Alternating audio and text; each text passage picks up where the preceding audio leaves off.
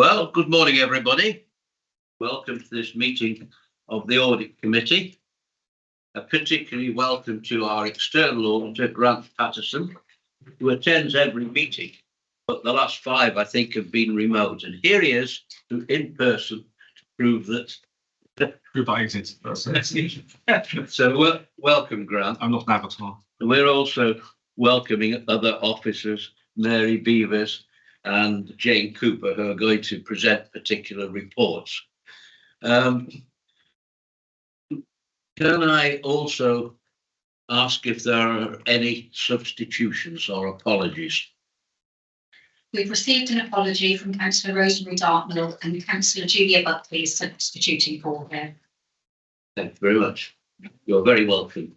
To have the leader of the Labour group appearing as a humble substitute is indeed impressive. I'm a humble leader. I would believe. Right. Disclosable pecuniary interest. Members are reminded they must declare their disclosable pecuniary interest and other registrable or non-registrable interests in any matter being considered at the meeting as set out in Appendix B of the Members' Code of Conduct, and consider if they should leave the room prior to the item being considered. Further advice can be sought from the monitoring officer in advance of the meeting. Right. No pecuniary interest, I gather. Minutes of the previous meeting on the 28th of September 2023 are to be considered. There is one item that we do need to deal with that I'm aware of, and that is item 35 on page 1. A question received from Councillor David Basner. Now, I understand that we have an update on this. James, are you going to? I would if I could find it. That's Barry. Have you got a copy of the response? I'm just struggling to get my hands. We welcome now Roger Evans to the committee, and remotely, I forgot to welcome Jim, our external member, who is appearing remotely, and I think we've welcomed Mary as well, who is also appearing remotely and is assistant to Grant Patterson, our external auditor.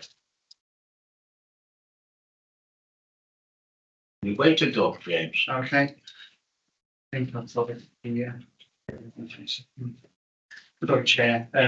Just trying to find out. Well, while you work that out, can we agree these as a correct record before we go on to discuss anything?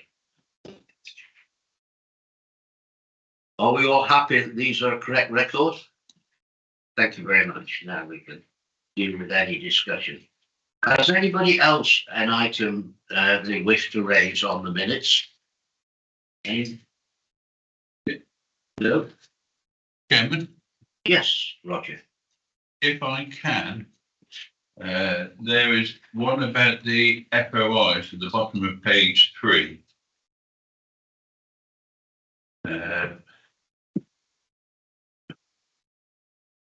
The centralisation of the service was put on hold whilst the current devolved arrangements were strengthened to adhere to the requirements of the enforcement notice, and is to do with the FOIs. It is coming up later on, but I might refer to it there. That, with your agreement, refer to that paragraph. Yeah, but you want to come back to that paragraph, right? We will all make a mental note that you're going to return to that paragraph when we discuss the item on the report. So and no other items on the minutes. James, Okay, so happy to go now with David Barter. yeah, so sorry, Chair. David Glassman raised a question about North West Relief Road.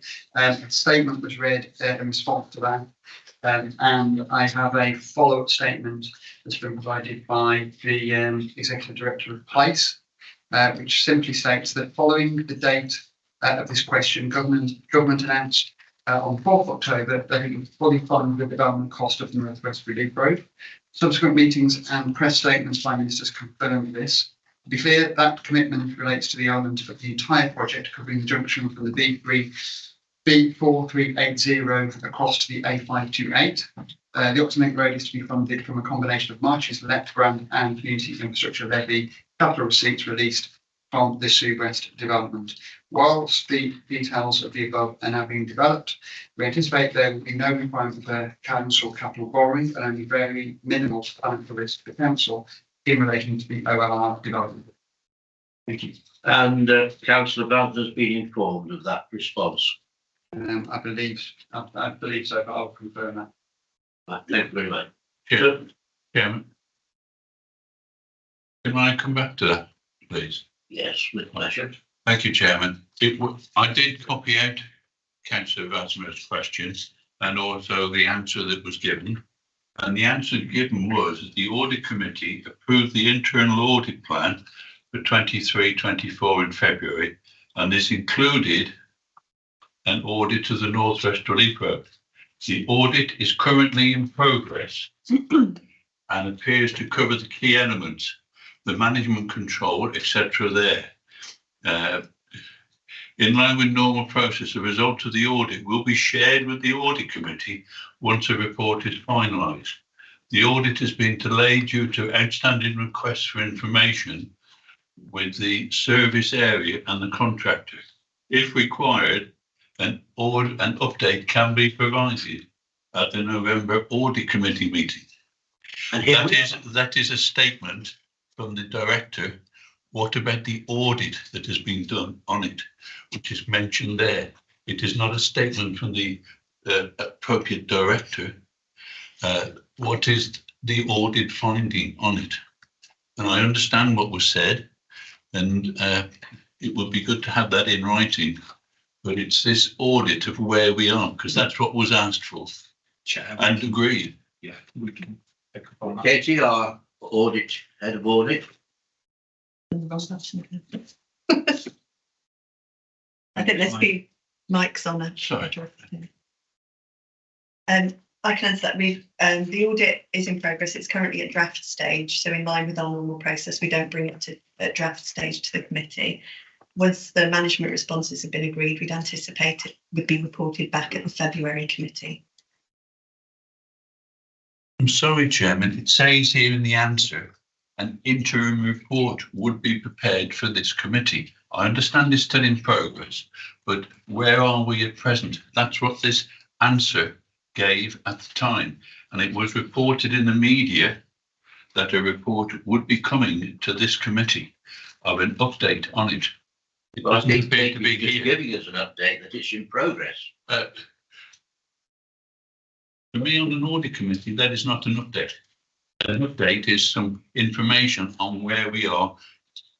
Any dates, any information to say that it's in progress is not the answer that I would expect from this answer that was given out at the audit committee. Are you able to amplify your previous remarks, Katie? Yes, I can. We'd anticipated that we would complete the field work and we would hope to have brought the report back to this committee. But given the delays from the service area, we've been able to respond to the information we needed. We haven't been able to finalise the report to be able to bring it back to the audit committee in time. That's why it will have to be delivered at the February committee. I'm sorry, Chairman. Well, I'm sorry That is not satisfactory because it says here that it's been delayed because of replies from appropriate persons and departments. And what we're saying is that is still the case. If we're an audit committee, we need to know where we are. Maybe somebody needs to come to this committee to answer the questions where we are. That's the answer that was provided in answer to the question. We understand that, Roger. If it had been possible for the staff to produce this, they would have done it. It has not been delayed by any fault of the staff. You must accept that this is where we are. You've had the best response possible that Katie can give at the moment, and we will move on. So, any other items on the minutes? And David Varsner will be noted with that before. Right. Well, we've agreed the minutes are a correct record, so we can now move on to Agenda. I've already been informed that there are no public questions and there are no member questions, so we can move on to agenda item 6, the annual risk report, which we're glad to welcome Jane Cooper, the Risk Management Officer, here to present this report. Thank you, Chair. Presenting 2 reports today, so reporting on the strategic risk report and also the annual risk management report. If you're in agreement, Chair, I'd like to go with the strategic risk report first and then follow on with the annual report. Whatever you consider the best for our information. So the strategic risk report, which is in your pack, strategic risks are reviewed for reporting purposes on a biannual basis. They're also discussed at the executive management team meetings through the year on a cyclical basis. And there is also a deep dive strategic risk workshop facilitated by our team, which takes the executive management team through every strategic risks in a very granular detail. We redefine where necessary, we review the existing and additional controls and also ownership and scoring of those risks. The 2 formal reviews for reports take place in June and December for strategic risks, and these immediately follow the 2 formal reviews for operational risks to ensure that any emerging themes from the organisational wide operational risk reviews can also be considered strategically immediately afterwards, bringing new risks into the risk management cycle as soon as possible. During June this year, both the review of the strategic risks and the strategic risk workshop with the executive management team took place, the outputs of which are detailed in this report. We currently have 8 strategic risks on our strategic risk register as detailed in the report. 5 of these risks are currently high risks, 2 are medium risks, and we have 1 to be scored, which is still under development at the current time. 2 risks that are subject to further analysis and review as detailed in the report are regarding the balanced budget and also the extreme pressures on partners and the impact on Shropshire Council of that. This analysis and further development is currently underway and will be finalised as part of the December review of our strategic risks, which takes place during the first 2 weeks in December. Several risks were also archived during the review, which are articulated in the report with the associated rationale for those being archived. And as part of the operational risk review, which has just been finalised, operational risk leads have ensured they have considered those archived strategic risks from an operational perspective.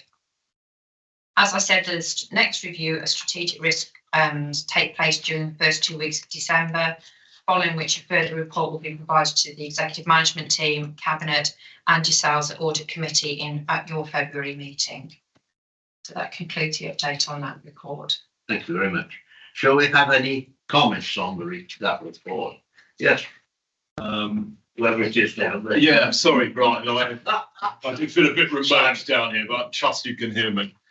Use the mic if you want to hear. Right. There you go. Usually hear me anyway.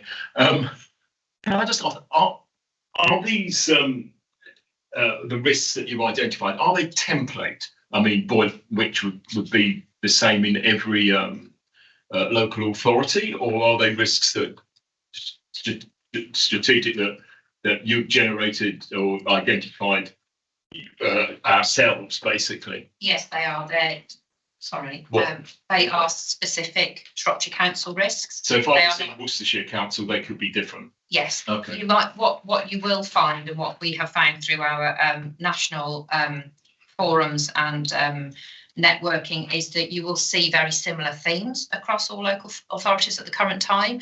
You will see very similar risks on their strategic risk registers, but these are not generically worded risks. These are specifically worded risks associated with Shropshire Council's level of risk environment. Okay, that's fine. I suppose it is possible that other authorities may have different assessments of the likelihood and impact of the risk, but these are personal to this authority. Right. But yes, Julia. I think Roger was first. Oh, you're deferring to Roger. Right. Thank you, Chairman. Can I say frankly, as an audit committee, I'm disappointed at this list. I would have thought it would have been a little bit more examples of what it is, and it would have covered some other aspects of it. I've been on authorities, and I swear, and I've seen it, where political control is a risk. And it isn't mentioned here.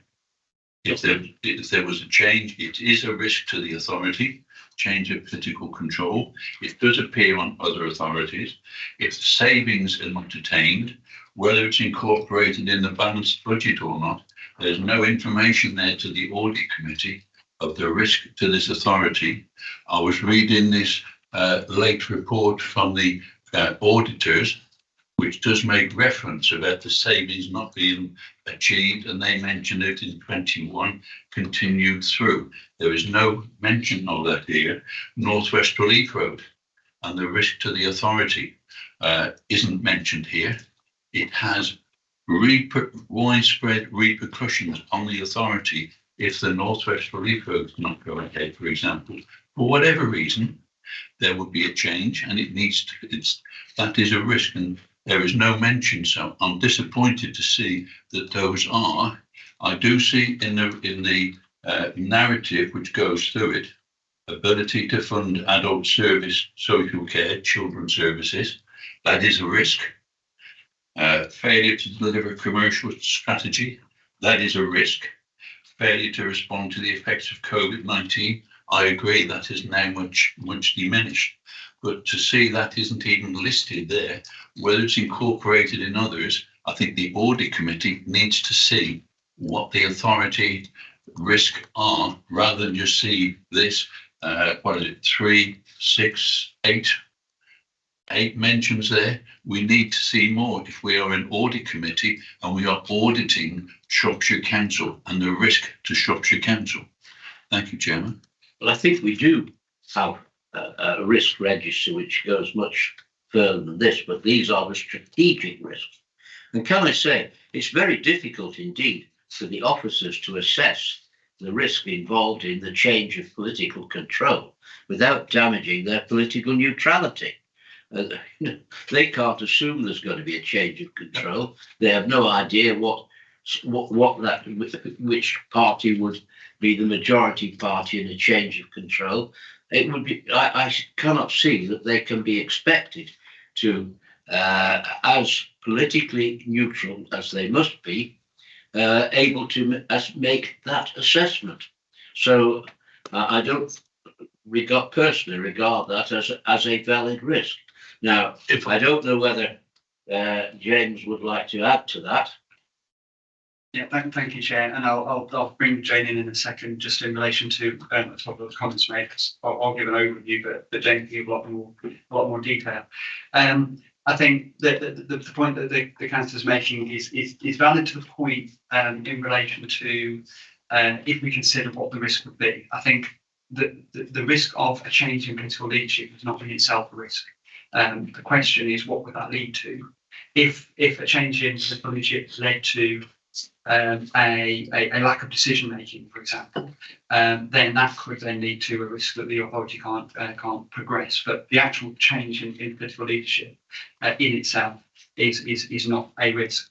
The element behind that and the other parts to consider are things like political uncertainty created through a national election, as well as a local election. There could be things like there could be a high turnover of members at a local election, for example. There could be changes in the way in which those parties work together. There could be all sorts of elements of that which would then lead to a risk that would probably be something around a lack of decision making or a delayed decision making, which would then stifle the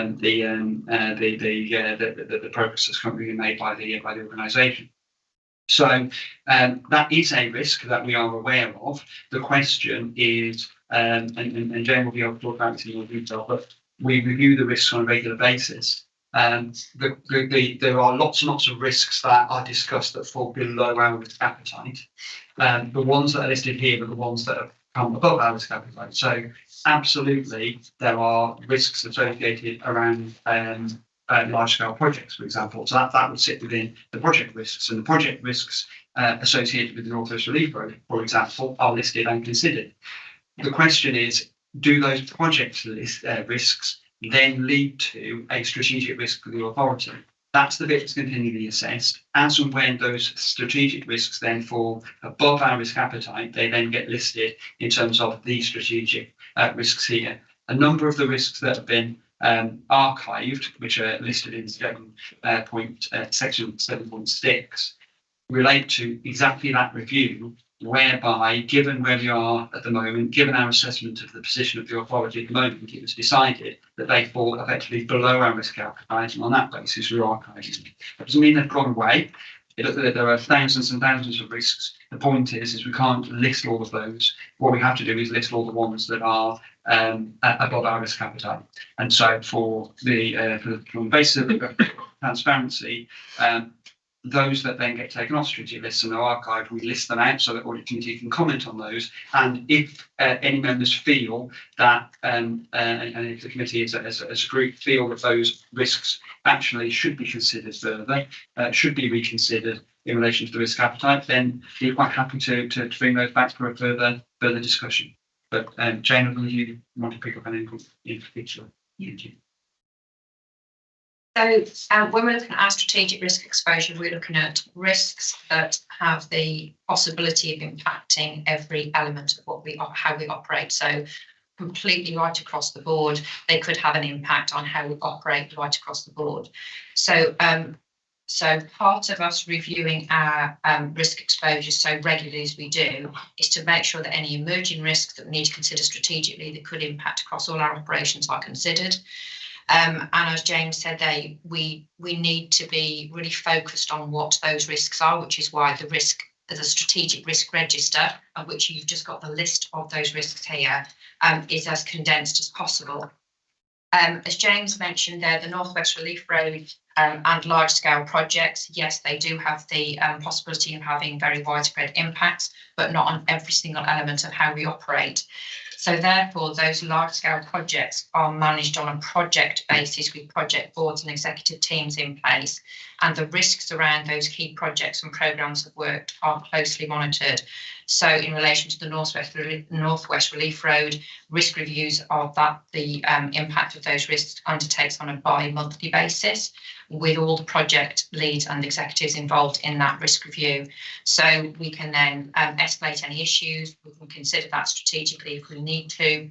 So those risk reviews of those large-scale projects and programmes of work are undertaken really, really robustly to ensure that it's not affecting any of our strategic risk exposure. Thank you very much, Jane. Briefly, Roger. Chairman. Yeah. I see over the page, on page 4 or page 16, there are 3, 4, 5, 6, 7 squares highlighted in the high and the medium. What is being said is that the ones that I've mentioned are not even a medium strategic risk. They may not be a high because there's a probability and possibility, impact and likelihood. I understand that, how to arrive at the score, because I've drawn up risk for other authorities and other organisations. But will it have a medium risk for this authority? I would suggest it is, and there's a 2 in one of those. So what we're saying is that there are no other medium risks, no other medium strategic risks for this authority. Is that what is being said? Because there's just 7 there. So all the others are considered to be low on that matrix. I guess if we put out a black matrix to every member of the committee and ask them to score it, we'd all get completely different results coming from that. These are officer recommendations, and I feel that the report is comprehensive.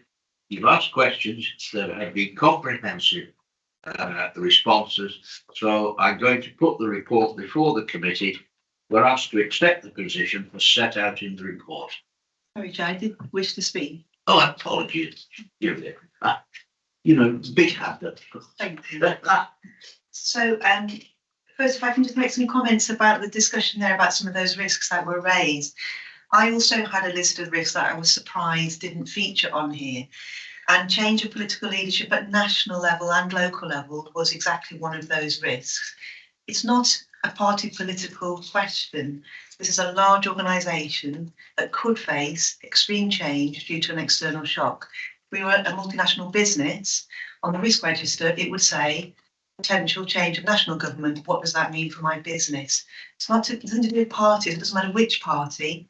If there's a large change coming, it should be on this list. And I'd be really interested to hear from Jane in that national network of other councils, how many of those councils have that on their list of risks? Because I would expect it to feature on most councils' lists. I was really reassured to hear that Jane and Maurice are very involved, and that is very reassuring to me, that the projects that have their own boards and are therefore assessed as not being strategic, that they are being assessed on a bi-monthly process by your team and that you're monitoring that. That's reassuring to hear today. Outside of this room, that is not known because the project boards for the North West Relief Road apparently are not minuted. It's certainly not shared with elected members. So members can't be assured if members aren't informed. So until this moment, we didn't know that it was being assessed on a bi-monthly basis and that you were monitoring it. I'm assured now, but I think that information probably needs to go wider if you want to assure people that it doesn't need to be on this list.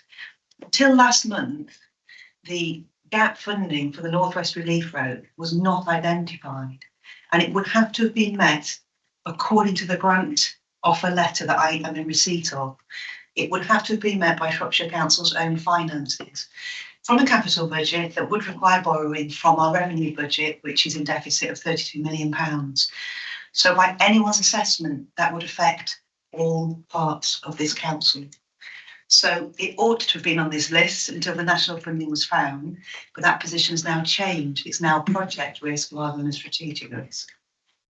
What's the other thing? Yeah, the other thing which I feel is missing is the large scale contracts. So we've had lots of conversations with Billy Webster from the transformation team, and we're assured, through the budget transformation working group, scrutiny group, we're assured that the transformation team are going to start looking at the large scale contracts to check for value for money. There's lots of risk in outsourcing large value contracts to third party providers unless we've got very stringent management to check for errors, value for money and so on. At this point, there's very little assurance that we are managing that well. And given the scale and the proportion, so the proportion of our budget that is spent on the large scale third party contracts, that does have a major strategic impact on this authority. So I'm surprised that that is not on this list, and I'd like us to explore whether it could be. Finally, going back to change of political control of this authority, you'll be aware that there have been 3 by-elections in the last 12 months, all of which were lost by the ruling administration and gained by one of the opposition parties. That, by anyone's numerical definition, increases the likelihood of a change of political control of this authority.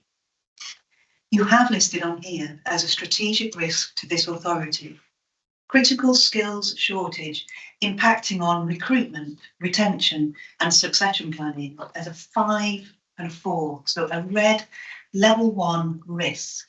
So what officers are saying is that retaining officers and planning for the future of retaining institutional knowledge and officer level is a really high risk to this authority. But what I seem to be hearing is a change of elected members at the same level doesn't even feature at all. How can that be? Well, I come back to the point that it's very difficult to assess that risk for officers. It's an assessment that we would all have different views on as members. I find it. It's not an opinion. So the opposition parties have all provided alternative budgets. So there is documented public information available as to what the other parties would do. And now that it's 4 seats away from changing control, that's 2 more by-elections. So are we going to wait until it's 1 by-election, or shall we wait till the eve of the 2nd by-election before we start to have a look what the alternative budget is set out for the councillors who might take over, or shall we only worry about when officers change over? I'm delighted to hear you're prescient enough to anticipate the results of the next 2 by-elections. James, would you like to, is there anything you can add to this? Yeah, absolutely. So trying to pick those up in turn. As I said before, change in political leadership is not in itself a risk there's just as much of a risk around the same political leadership in terms of the party staying in charge, but there being a significant turnover at a local election, which means we then have a lot of inexperienced councillors coming in, for example, or councillors being elected within the same party, but on a conviction basis, whereby there is a particular plan in place, which may be based from a new set of members. It is not our job to second guess what all of that might be, what that might look like. It's our job to assess, is there an inherent risk in relation to that? As I've said before, that risk is being considered, and is there, in the background, the question is, does it fall above our risk appetite at this point in time to then be considered and put onto the risk register? And the last assessment that was undertaken at that point in time, it wasn't, to suggest that it won't be going forward. Is crystal ball gazing at this stage. We need to go through and consider that. Certainly that risk is heightened, as I mentioned before, around when a general election and local elections happen. On the face of it, the next local election is until 2025. That would be the time close to that we assess that. But I absolutely take the point that with the recent by-elections, that has raised the profile of that risk, and so it will be looked at as part of the next assessment. In relation to the project risks, again, this has been reported and discussed. It's discussed every time where Audit Committee discuss the strategic risks. We often get onto project risks and operational risks, both of which have their own processes and registered around that. So I absolutely accept the point that certain members won't be aware of that, but it is something that is constantly being discussed, and so that we'll just have to continue with that kind of communication and conversation, and hopefully members can get assurance from that. In relation to the North West Relief Road, again, this has been discussed in relation to there was a commitment within the capital programme, and spending in the capital programme was in line with that, and the decision was taken that there would be a point in time at which planning permission would be gained for the North West Relief Road, and it's at that point, should planning permission be provided, that a full financial assessment will be undertaken, and at that point it would then be considered in relation to the funding, the detailed funding profile of that. But in the background, clearly conversations will always be happening in relation to the affordability and the progress of that. But in terms of flagging that as a strategic risk, the risk was around the planning process. That was picked up as part of the project risks. Now that we've passed that, we're now into the next stage where we would then assess that from a strategic risk point of view. But as already been stated, we're now in a slightly different position around the funding and the proposed funding. That said, it is not a foregone conclusion that therefore we will be in a position whereby that risk will not become a strategic risk for the authority. There are other parts of that may be considered. That links into the political uncertainty risk as well. So all of these will be assessed as part of that process. In terms of the large-scale contracts, so again, it's been reported to Audit Committee in the past. There is a commission insurance board, which is an officer board which sits at executive and chief executive level, which considers the top 200 contracts in value of the authority, and consider those on a quarterly basis from an oversight point of view to assess whether those contracts are working as they should do. Are there any risks? And they're all rated to consider where that is. That information is not made publicly available before any Audit Committee asks if they can see that, because it is confidential information in relation to contract management. That said, as part of the annual audit process, the audit team, the internal audit team, will identify contract audits as part of the regular work that's undertaken by the team, and so there are always a number of audits around those significant contracts, usually the larger in value, but then there's a broader cross section that's taken that enables the chief audit executive to provide his assurance at the end of the year that there is a reasonable control environment across the organisation, which includes the management of contracts. So there will be reports that come through, and again within the audit committee papers, there are details of the individual audits that have been taken each time that the audit committee meets to discuss that.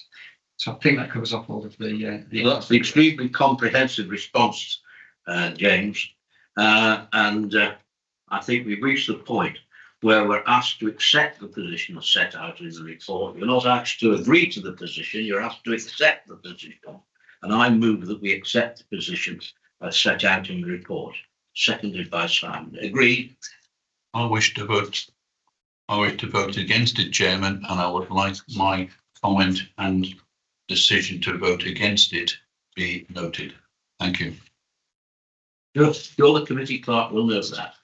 So there is a majority of the committee that has voted to accept the report, accept the position as set out in the report.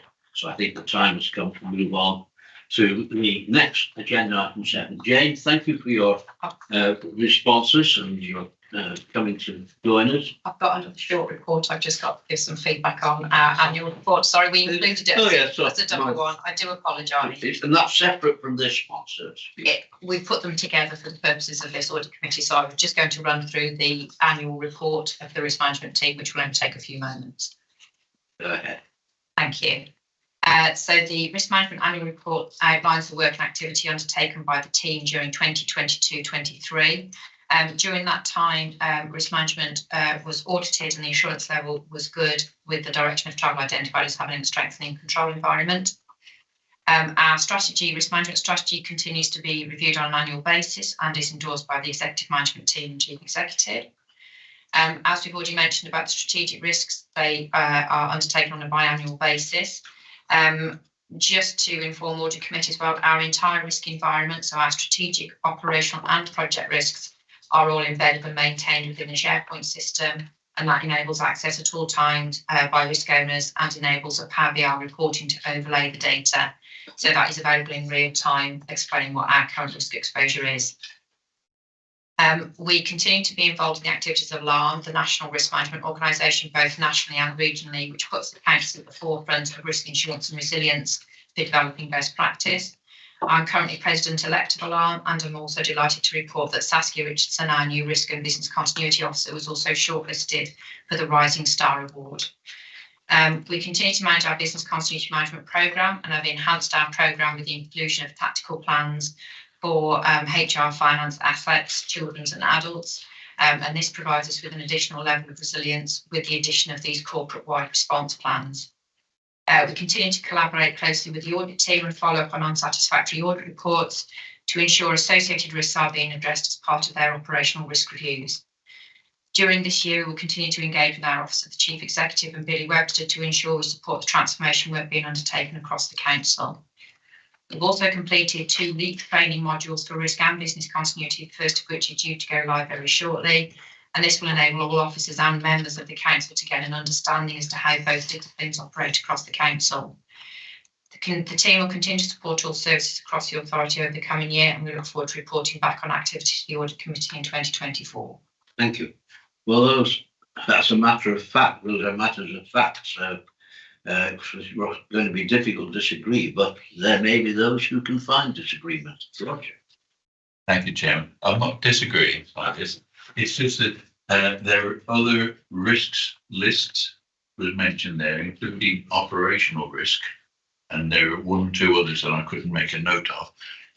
As an audit committee, and I recognise the difference between an operational and a policy one, that so it's operational is officers there, but as an audit committee, do we need to know, should we need to know what the operational risk register is, the top ones there, because could it affect other areas, not be strategic one, but it could affect parts of the council, which the audit committee needs to be aware of.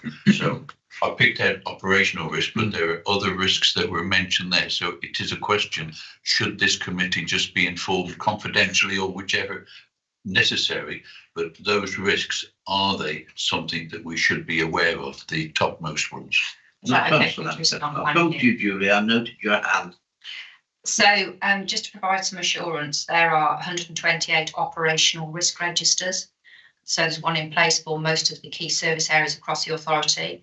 Those are also reviewed on a biannual basis. They are reviewed the month before the strategic risk review takes place to ensure that any emerging themes or risks associated with operational risks are fed up to the strategic risk leads as part of the strategic risk review.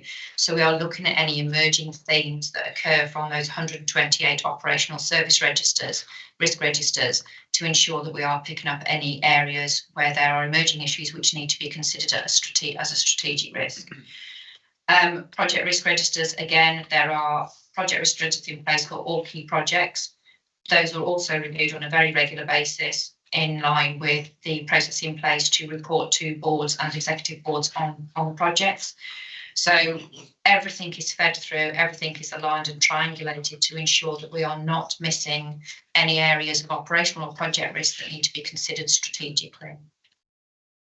Thank you. Julia.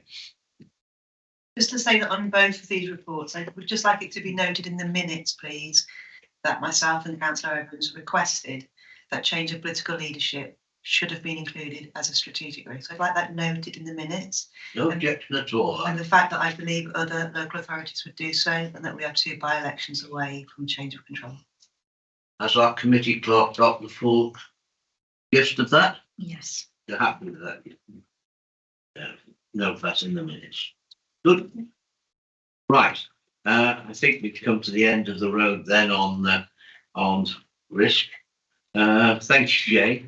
You've been very helpful in giving us some comprehensive information. We are grateful to you. Thank you very much, Ben. Thank you. Now we move to agenda item 7, Bluebag audit report.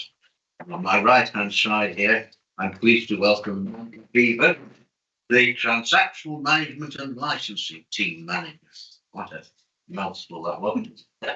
So, Mandy, would you like to present your report? Thank you, Joe.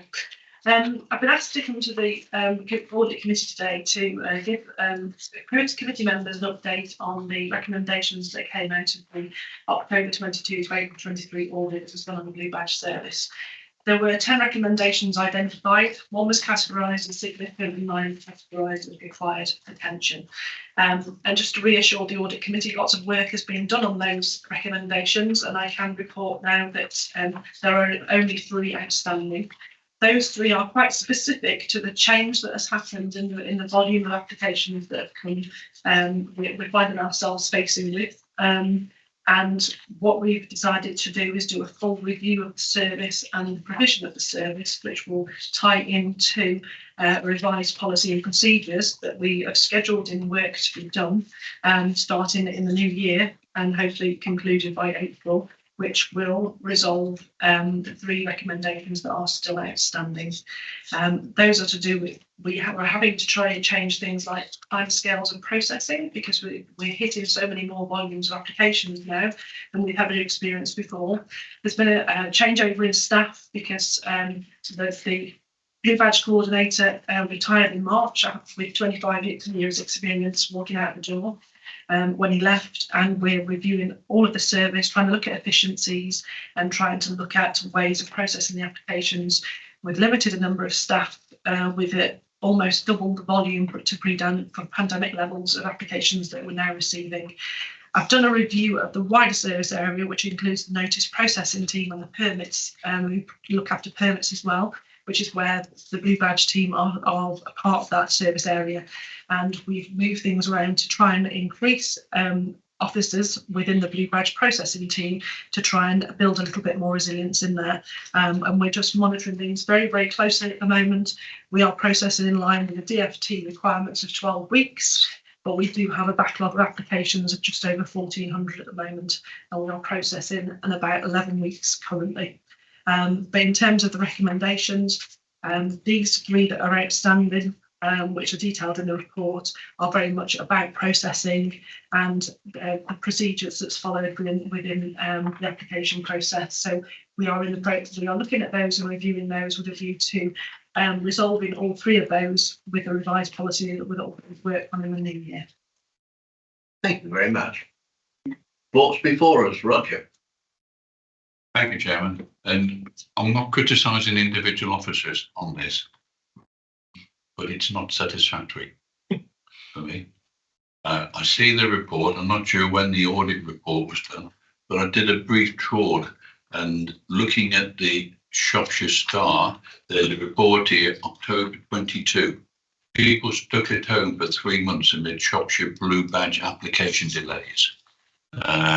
Warning, Blue Badge applications could take 12 weeks to process as requests increase. Council promises disabled parking permit applications rise. It's been known for some time. As a councillor, I've been having complaints. People have applied for blue badges and they've been told it's too early. Then they put the application in and it can be a long time before they know what is happening. Then they're told their photograph is wrong. And so they have to reapply and they are stuck at home. They cannot get out. They cannot go shopping. They cannot do it because they are fined, because they have not got a valid blue badge when they try to park adjacent to places. I note most of the recommendations have been done, but the ones which requires attention, April 24, that's another 6 months away, 5 months away maybe now.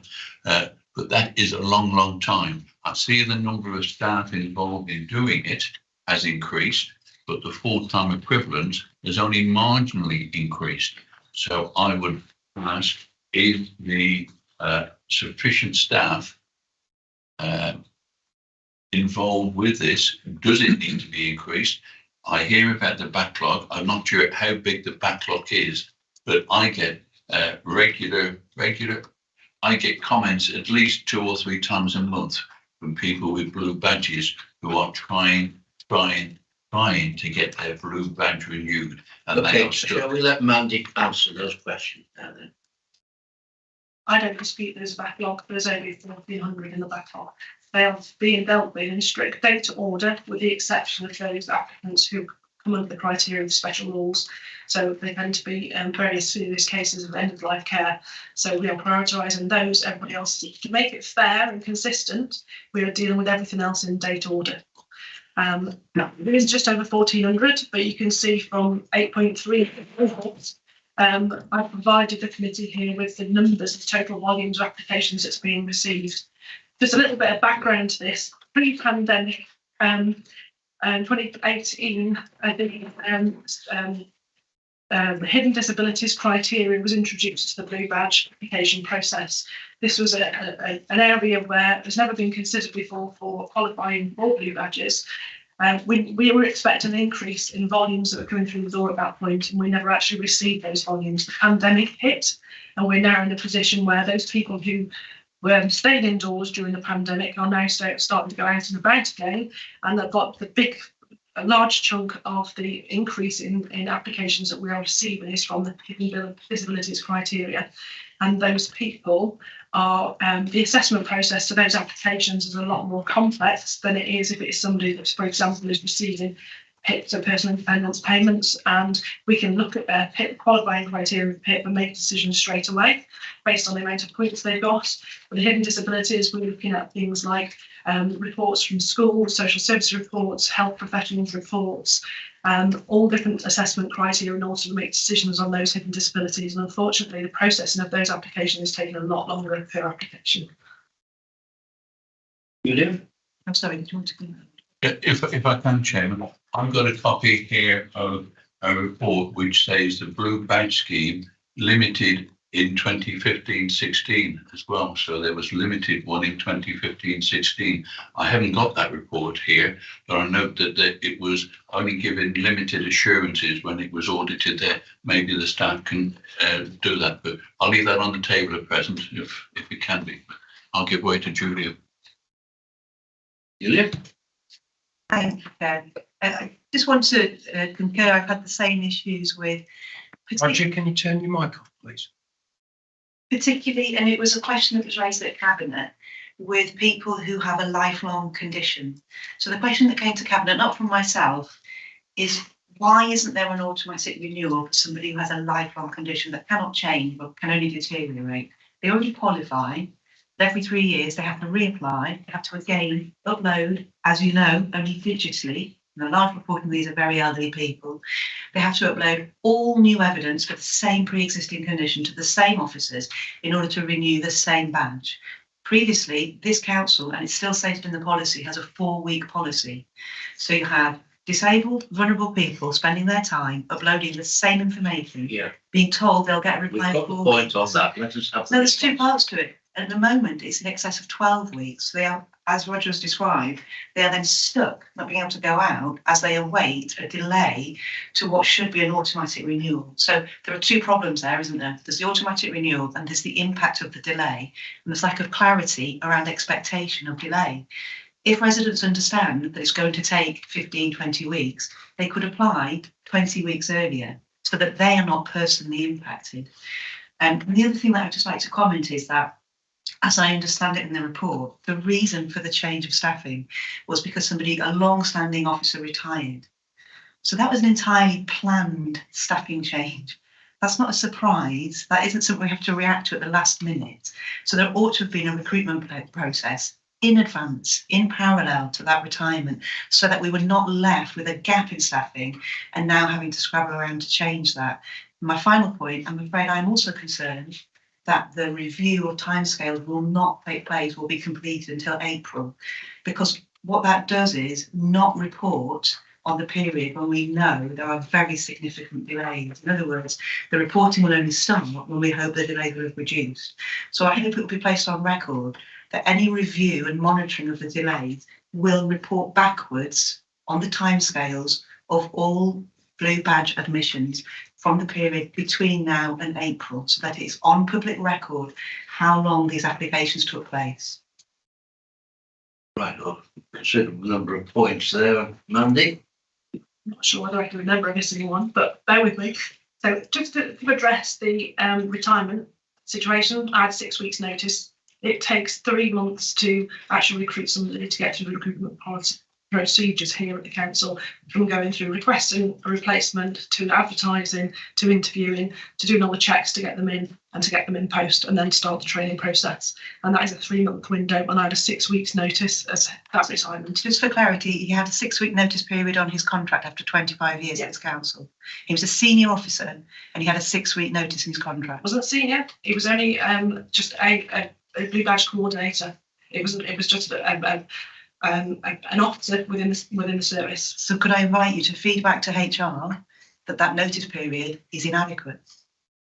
It was the standard notice period that you could feed back to HR the impact that has on you, somebody trying to manage a service. I would have thought if he's worked here for 25 years, it might have been on somebody's radar what his age was. However, we need to feed back to HR. If you're saying you need 3 months and the legal minimum is 1 month, that needs to be fed back to HR. They need to understand that will affect. I think we need to raise this matter at another place. It's not the responsibility of Mandy. But it will affect the the recruitment council. policy. In terms of auditing processes for efficiency, that has affected the efficiency of this whole service, has it not?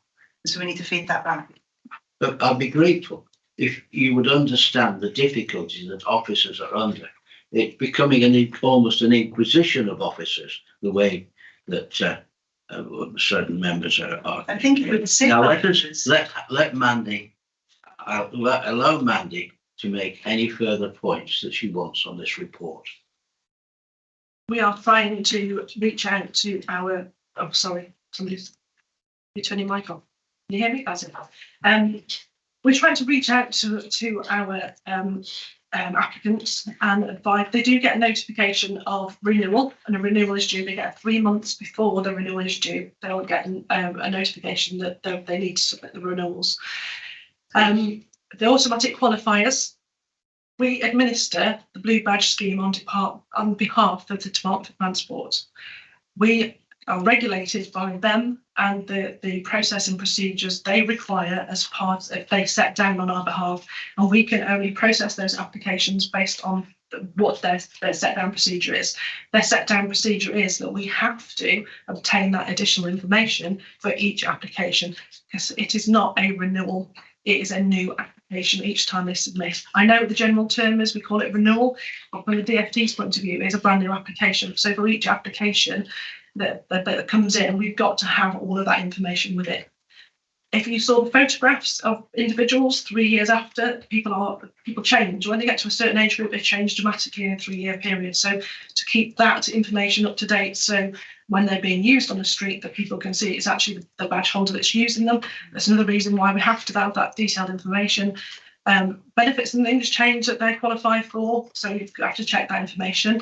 In terms of the online world, we were forced into that by the DFT again, because they set up a national system, and we had to, all local authorities had to follow with the national system. So the online world, I totally take on board. There are people in our geographical area that are not savvy when it comes to IT or access to the internet even. So we do try and help them as much as possible. We have advocates that are out there in the community going and doing that on their behalf, whether that's Age UK or whether that's localised groups of people that go out and about and support people in their own homes to submit those applications. We do accept some paper applications, exceptional circumstances, but we try and exhaust every other avenue first by having the advocates and things help them and do it online. Because basically what that means is the officers that are struggling to process the applications then have to set up that whole application themselves and rekey in a lot of information, which is going to make it the whole process a lot longer. So all of it is governed by the DFT. We're bound by their criteria. And we try now to communicate all of that information as best we can in terms of processing times. We are at about 11 weeks at the moment, and there's just over 1,400 in the queue. I'm open and honest about that when I'm doing responses to MP inquiries and complaints that I receive, which I do get some each week. There is some that comes through. And I'm being open and honest with our MPs and things about where we are currently, and being open and honest with any customer that comes through. But we've got to treat them all fairly, and that's why they're all in strict date order, apart from the special rules one. And we can't then let any others jump the queue, because every single applicant is in the same position. They can't go out, they can't go to the shops and use the disabled bays in order to do that. There's nothing stopping them going out per se, because they can still go out, but I understand, they'd like to be close to the door of the supermarket or whatever. But in terms of that, every single applicant that we've got in that queue, and applicants that we've had all the time I've managed the Blue Badge service, everyone's got their own issues and problems, and no problem or difficulty apart from the special rules gets any special treatment more than another one, because they've all got their own issues in different ways. And will you backdate on the monitoring? The last question was on the monitoring. When you publish on the 1st of April, will you include the backdated figures for the months that are otherwise going to be off the radar? Okay, I'll make an Well, shall we have a report to our June committee, which will be covered? Shall we have a report to the June committee? Are you happy to do that for us, Mandy? As to how matters are progressed. Right, we'll agree at the committee. Simon? Yeah, thanks, Chair. I see that the officers that work within Blue Badge often work like on a part-time basis. It's just an open question. Do you think it would help if they were on full-time, if people were? I mean, I know it's covered, but it was a point that Roger picked up on the number of people involved and the number of FTEs that actually were covered. Open question. I mean, should you have full-time people? Within a team, I do actually have one full-time person within that service that are processing blue badges on a 37-hour-a-week basis. The other officers are on 30-hour-a-week contracts and 22-hour-a-week contracts. So yes, there is a range in there, but I don't think the fact that they're part-time, whether it was 2.4 full-time people in there or 4 people below the 2.4 full-time equivalent, really makes any difference. And just to follow up on that, is there an issue working from home which has been difficult for you, or I know the COVID period, would change the way we do things, and I wonder just if that's been difficult for your team. When I took on the Blue Badge service, they were a paper-based service completely. When the DfE made the requirements for us to go online, we transferred, and this was just before the pandemic hit, we transferred to an online application service in line with the DfT. And if we hadn't have done that, we wouldn't have processed or been able to process applications during the whole of the pandemic. So actually, totally the opposite to what you've said. The fact that we did that pre-pandemic has enabled us to continue that service all the way through, and officers have been able to process those applications from home with the electronic links that they have for the paper link. Thank you. Right, well, we've asked to note the position as set out in the report, and we have agreed that we will have an update from Mandy in June. All agreed? Chairman, I've got my hand up. I wanted to make another comment, ask a question. All right, right. Okay. I note that on the people scrutiny, they have an item in their future programme, Blue Badge. And I would ask that as a further recommendation from this report is actually forwarded to the people scrutiny, so it can be incorporated when they look at the Blue Badge scheme. We're an audit committee, we're not a scrutiny committee, and I understand that. So the people overview and scrutiny committee do have Blue Badge on their future work programme. So can this report be circulated to them with the comments that are made if the timescale is appropriate? That seems entirely reasonable. I'm sure the committee will agree to forward this to the relevant scrutiny committee. Okay. So you'll add that to, our committee clerk will add that to the recommendations and request for an update in June. Thank you. We now move on to, thank you very much, Mandy. We're grateful for your full and comprehensive review. Thank you. Wish you well progressing all the team, since every one of us as a member gets concerns expressed to us. Right, we now move on to and welcome another of our officers, Tim Collins, Assistant Director of Legal and Government, who is going to introduce the FOI management update, agenda item 8. Thank you.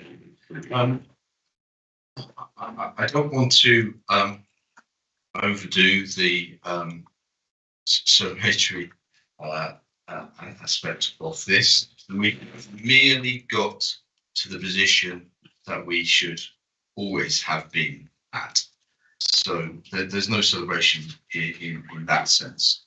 Audit Committee were informed of the progress at the meeting, I think in September, that we were moving in the right direction towards addressing the issues set out in the enforcement notice issued by the Information Commissioner's Office. I am pleased, but not celebrating. I'm pleased to say, as is explained in the report, that that progress was maintained.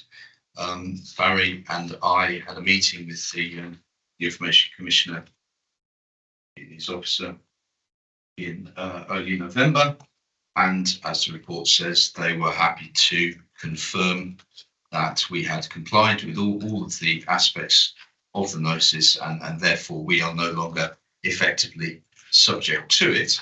But we're obviously going to be kept under a certain amount of scrutiny. The key thing, I think, although it's really a matter for you, the key issue from our perspective is to maintain that progress. But the report does provide a number of points in terms of how we intend to do that. And obviously it's a matter for you, and I'm very happy to seek to answer any questions you might have, but I think that the focus for us over the next weeks and months is to embed that progress. There is a new member of staff who's obviously going to be able to assist with this process. There's an internal review. I don't know whether that's actually started yet. Is it, Barry, or is it about to start? It has, yeah. Yes, yeah. Started with the office of the chief executive, just to review the processes and see where we can streamline and improve. And I think fundamentally it's been about focusing our attention and really understanding the importance of responding to these requests in a timely manner in accordance with the statutory requirements. So this has been for committee previously. I don't intend to go through any of the particular detail. Really, through you, Chair, so open it up for questions, I think. Well, it seems to be a very satisfactory report, and I'm glad to hear the Commissioner express satisfaction with the Council's actions. Possibly it's fair to say, I think, went slightly further than that. And we had decided to be entirely open and transparent, and we provided the Information Commissioner with direct access to our Howard BI dashboard. None of the personal information, but they were able to tell sort of a real-time basis exactly how we were progressing on all of the FOI response times. So over a period of 6 months, he was able to see how those response times were coming down. And I think in immediately prior to our meeting, the dashboard was entirely green. I think that's not necessarily the case on a day-to-day basis, but on the day we spoke to him, it was entirely green. So everybody happy with the report? Roger? Thank you, Chairman. Sorry. Thank you, Chairman. I did make a reference about the minutes, and in the minutes, and the minutes it said, before that could happen, the ICO issued its enforcement notice, which had to be complied with. So the centralisation of the service was put on hold whilst the current devolved arrangements were strengthened to adhere to the requirements of the enforcement notice. Note that about the centralisation. I note in the report for today, it says the information governance recruitment has taken place and further recruitment will be undertaken to improve the council's compliance with the FOI. So is that still in progress? Has it been completed? And I do note in the Appendix A, it says, for example, information governance teams has been reviewed, resources identified across directorates. So is it across directorates for it, or is it centralised? Is it there? And is it possible to have some sort of KPI on this? We are drawing up elsewhere key performance indicators, and I think it would be good to have a key performance indicator on this. Yes. For the benefit of residents, so that we can all say, yes, Shropshire Council is doing it, because we all members and officers maybe as well get questions about FOIs and the rest of it. And I know there's a time scale involved and a terrific amount of work sometimes in answering them. So it is an involved question, but it's just reassurance that yes, action continues to be made, and could a KPI be brought forward? I'm sure Terry will answer that comprehensively. I think there is a KPI, isn't there? There is. Yeah, there is a KPI that's monitored through legal and governance, specifically in relation to the FOI element. Just picking up on your really point around the review of the service going forward. Obviously, since I haven't got my microphone on. since the enforcement notice was received on the 26th of April this year, we obviously had a 6-month period in which to turn around what was a really poor position in terms of our FOI response rates. Not only did that include responding to new requests that were coming in, it also included a backlog of requests that went back over a number of months. So the focus was on undertaking that work up until that point. And as Tim alluded to when he was running through the report, we've got to a compliant position. That's where we needed to get to. That is the important point, and that is what the ICO have commended our action on, to get to that point. The work with the Office of the Chief Exec to undertake a review moving forward will obviously identify some of those areas that we can further improve on, improve the efficiency in the way that we react as an organisation, and obviously that will look at the whole process of how we respond to FOIs, and we will make changes where we need to as part of that process. Jim, do you want to add to that? I think that, no, I don't think I do really. We're definitely moving towards a more centralised arrangement. The enforcement notice came in. We paused that momentarily. I think we just need to take stock, don't we, of exactly what the most effective mechanism is moving forward. It's not off the agenda. We just need to make sure the most effective arrangements are in place to sustain. Juliet?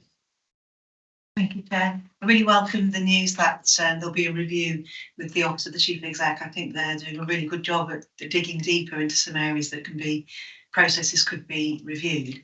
And I wonder, as part of that, just sort of thinking in a different way, in other authorities, they're trying to do some proactive work. I don't want to say to reduce the number of FOIs, but if we think about the burden of administration, if I can see there's a chart in the embedded in the report, which is your internal spreadsheet of these inquiries, and they're listed by directorate and service area, and there's sort of a summary headline. If they could be clustered, we could identify which areas get the largest volume, and there could be some proactive comms work on those specific topics. When we can see an area is of increased public interest, additional proactive comms work might be a more satisfactory way to get the information out there, which is less reactive for the organisation. And I hope that's the sort of thing that, if it's not already on the radar of the OC, you could suggest it to them. And I know in other authorities and in other organisations, they're trying to flip this coin. They're trying to say, rather than seeing it as a problem that slows us down, let's see this as sort of an early radar of where people are interested, and let's try to meet that demand for information in a different way that we've got control of, and we can put that resourcing in that suits our resourcing. I can confirm that exact point. That is something that we've known all along. We needed to be more proactive in the way that we were publicising, particularly around events that could be have an increased public interest. So they were making that available to the public, from the outset. That's something that the information governance team has worked tirelessly on throughout the summer, because the more that we can respond to potential requests in advance is obviously better. We're working with service areas to try and increase the publication where possible, and that will naturally reduce the number of FOI requests that will be received. It is something that's being picked up as part of the Office of the Chief Exec review, and we'll be able to report back on that in the future. Thank you. Really reassuring. Simon? Yeah, I would just pick up on really what Julia was saying, and that I think a couple of committees ago, when this first came out, I think James said that you're working towards getting some of the common theme stuff onto the publishing it on the website, so that parish clerks, wherever the FOI comes from, can be directed to information that's already there. So I know I'm doing your job here. I don't intend to do that, James, but you're listening. But the that was excellent in train, Julia. So I mean, and I do find those dashboards very useful when you do get various requests. But of course, inevitably with FOI, there's going to be vexatious requests anyway, which you're going to have to manage. It's just that bit planning ahead. I mean, I see since 2021, there's been every year there's an increase as people get familiar. Maybe they just have more time on their hands. I don't know where, how much of this is really just of general interest and how much of it is actually of importance and what people do with the FOI. And that's not our problem, actually. We're not to debate that. But have you got capacity going forward as this growth in FOIs looks likely to continue? Otherwise, we're just going to find ourselves sitting here in a couple of years' time debating. I think Tim needs to answer that. Yeah, Tim, what's for Tim? Do we have capacity? I guess time will tell. I think it's a combination of approaches, isn't it? So I think whilst there can be an increase in the number of FOIs made, I think our technology will proportionately improve. I think AI may well have a part to play in this, not next week, but over time, I think that may well enable us to process and understand the information we have a lot more effectively. So I don't think it's quite as simple as the formal way, if I can put it like that, of, well, there's an increase in demand, therefore we need to have increased resources to meet that demand. I think there are other mechanisms at play that may enable us to respond. I appreciate that, Tim, and I think that's well answered. That's just a question of being on the front foot. Yeah. Very much so. Well, I sense a degree of cross-party satisfaction. But not so. Enjoy the moment. Not celebration. So shall we endorse it? Yes. Good. Thank you very much. We now move on to agenda item 9, Treasury strategy report. And after a long period of silence, I'm glad to welcome James Walton back in again. You're probably the only one, Chair. That's what nevertheless. So this is the Treasury Strategy Mid-Year Review for 23-24. Thank you. So this is a standard report that comes through to Audit Committee. So again, just to remind members, the SIPA Prudential Code guidance recommends that a committee of the authority will have responsibility for the oversight of the Treasury strategy. So although quarterly Treasury management reports go to Cabinet, the Treasury strategy and the mid Treasury strategy review will go to Audit Committee and then go on to Cabinet and then on to Council for approval. And this enables oversight of the Treasury management process and the strategy that is in place. So I won't go into the details. The report's there in front of you. Again, it's a standard report and it gives you an update in relation to the position as at the mid-year for the 2024 strategy. And I'm happy to take any questions in relation to the details provided there. Yes, this is a report we have every 6 months. And on every occasion I can remember, our staff have always made a surplus on our Treasury dealings, in this case benefit of 1.5 million, and I think we congratulate them again, those who deal with our Treasury strategy and James's department, with another good report. Comments, Penny? Simon? Yeah, thanks. Just a couple of things, James. I congratulate you on managing the borrowing. I don't think it's gone up.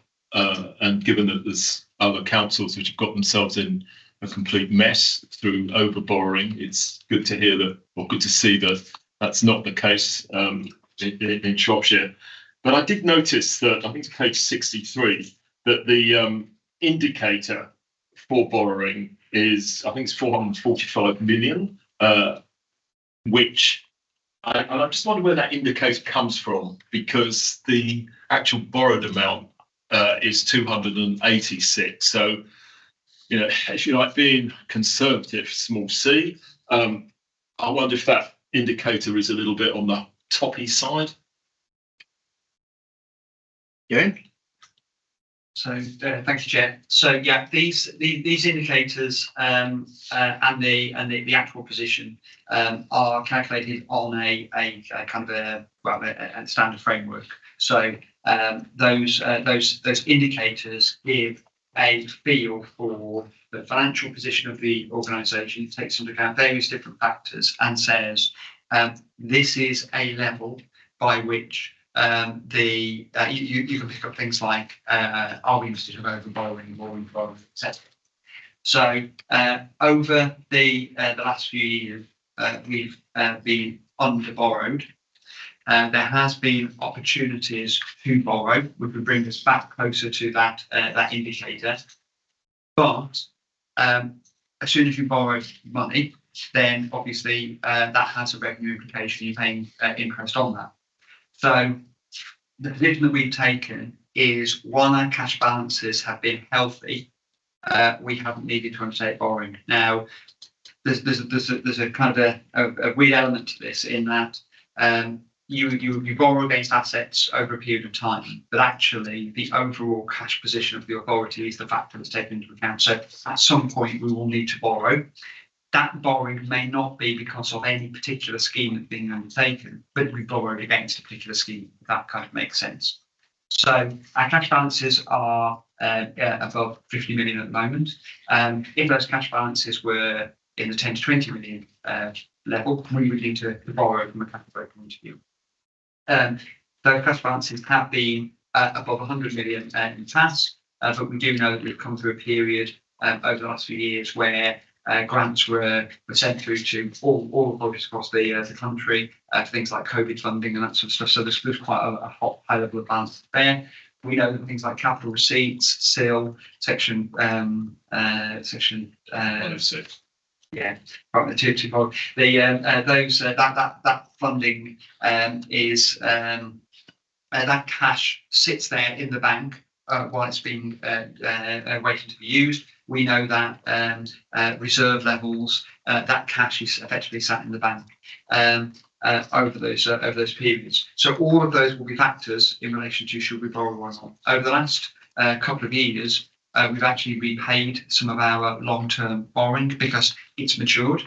And at that point, the question is always asked, do we need to replace that borrowing now? The answer has been no. We speak to our treasury advisors and believe it's not the case.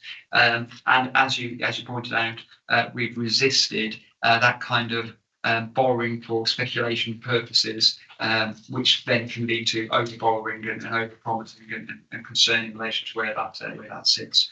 So to answer the question, fundamentally they're a set of indicators that come from the underlying financial position of the authority, and it's a completely separate decision that's taken there in relation to how we actually manage that borrowing, if that helps. Just as a follow-up there, James, that's really helpful to know. And it did strike me that we may be under borrowed, but as long as you're not borrowing for, if you like, investment purposes, or indeed you don't need to for just working capital purposes, I think that's actually very encouraging as to the way the Treasury side of this council is being managed.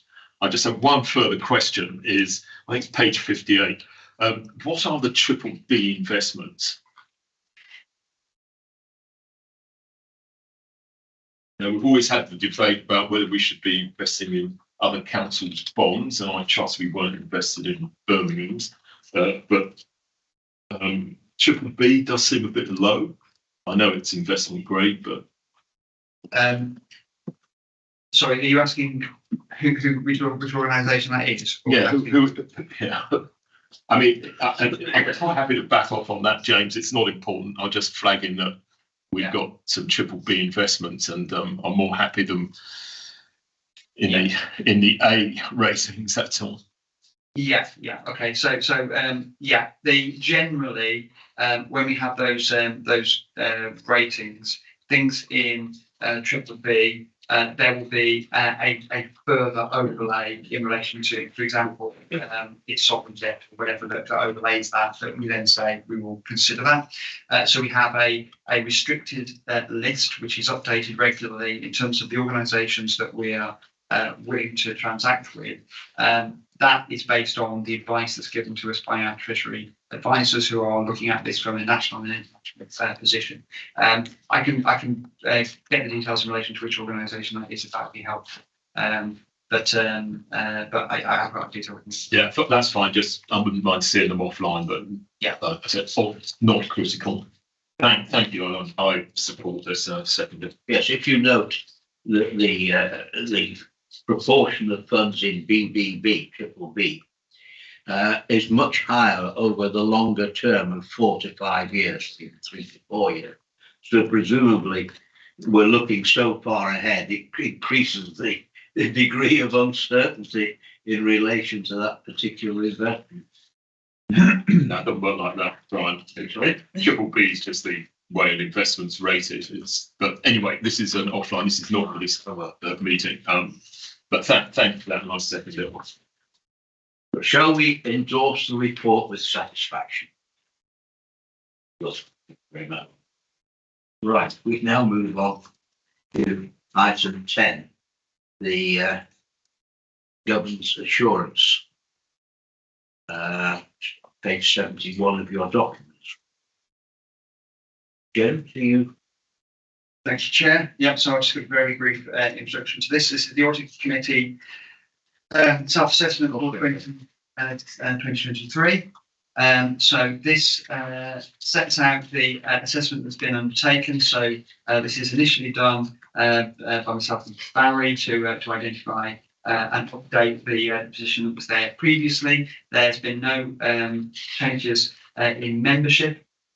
And therefore, the training skills matrix that we've got as Appendix B has not changed or needed to be updated. We've listed within the report the number of training sessions that have been undertaken for the Audit Committee since October 2021. Obviously, the new Audit Committee was formed in 2021, so this is a continual assessment on there.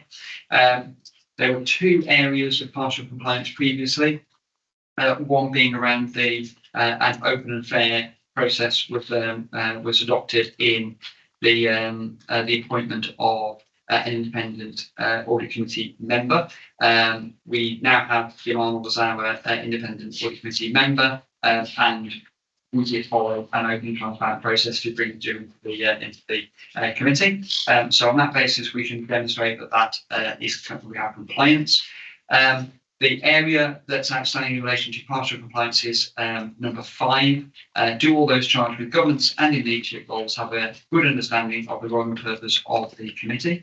And I think there's probably been some discussions and examples today where we've said actually this needs to be this particular discussion or whatever is not well known to the organisation, or this particular area could do with better communication. So I think it's reasonable, therefore, to say that we are in a position of partial compliance in relation to that, and there is more that can be done.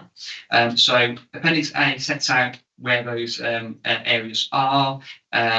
Mentioned in Appendix B the training and experience matrix, but then at Appendix C is then the detail in terms of the evidence behind the complaints in relation to all of those good practice questions, and you can see there's proposed actions listed there against number 5, which is on page 15 of the report. So I'll leave it there and have to take any questions. Any comments? Are everybody happy? Right, shall we accept the report?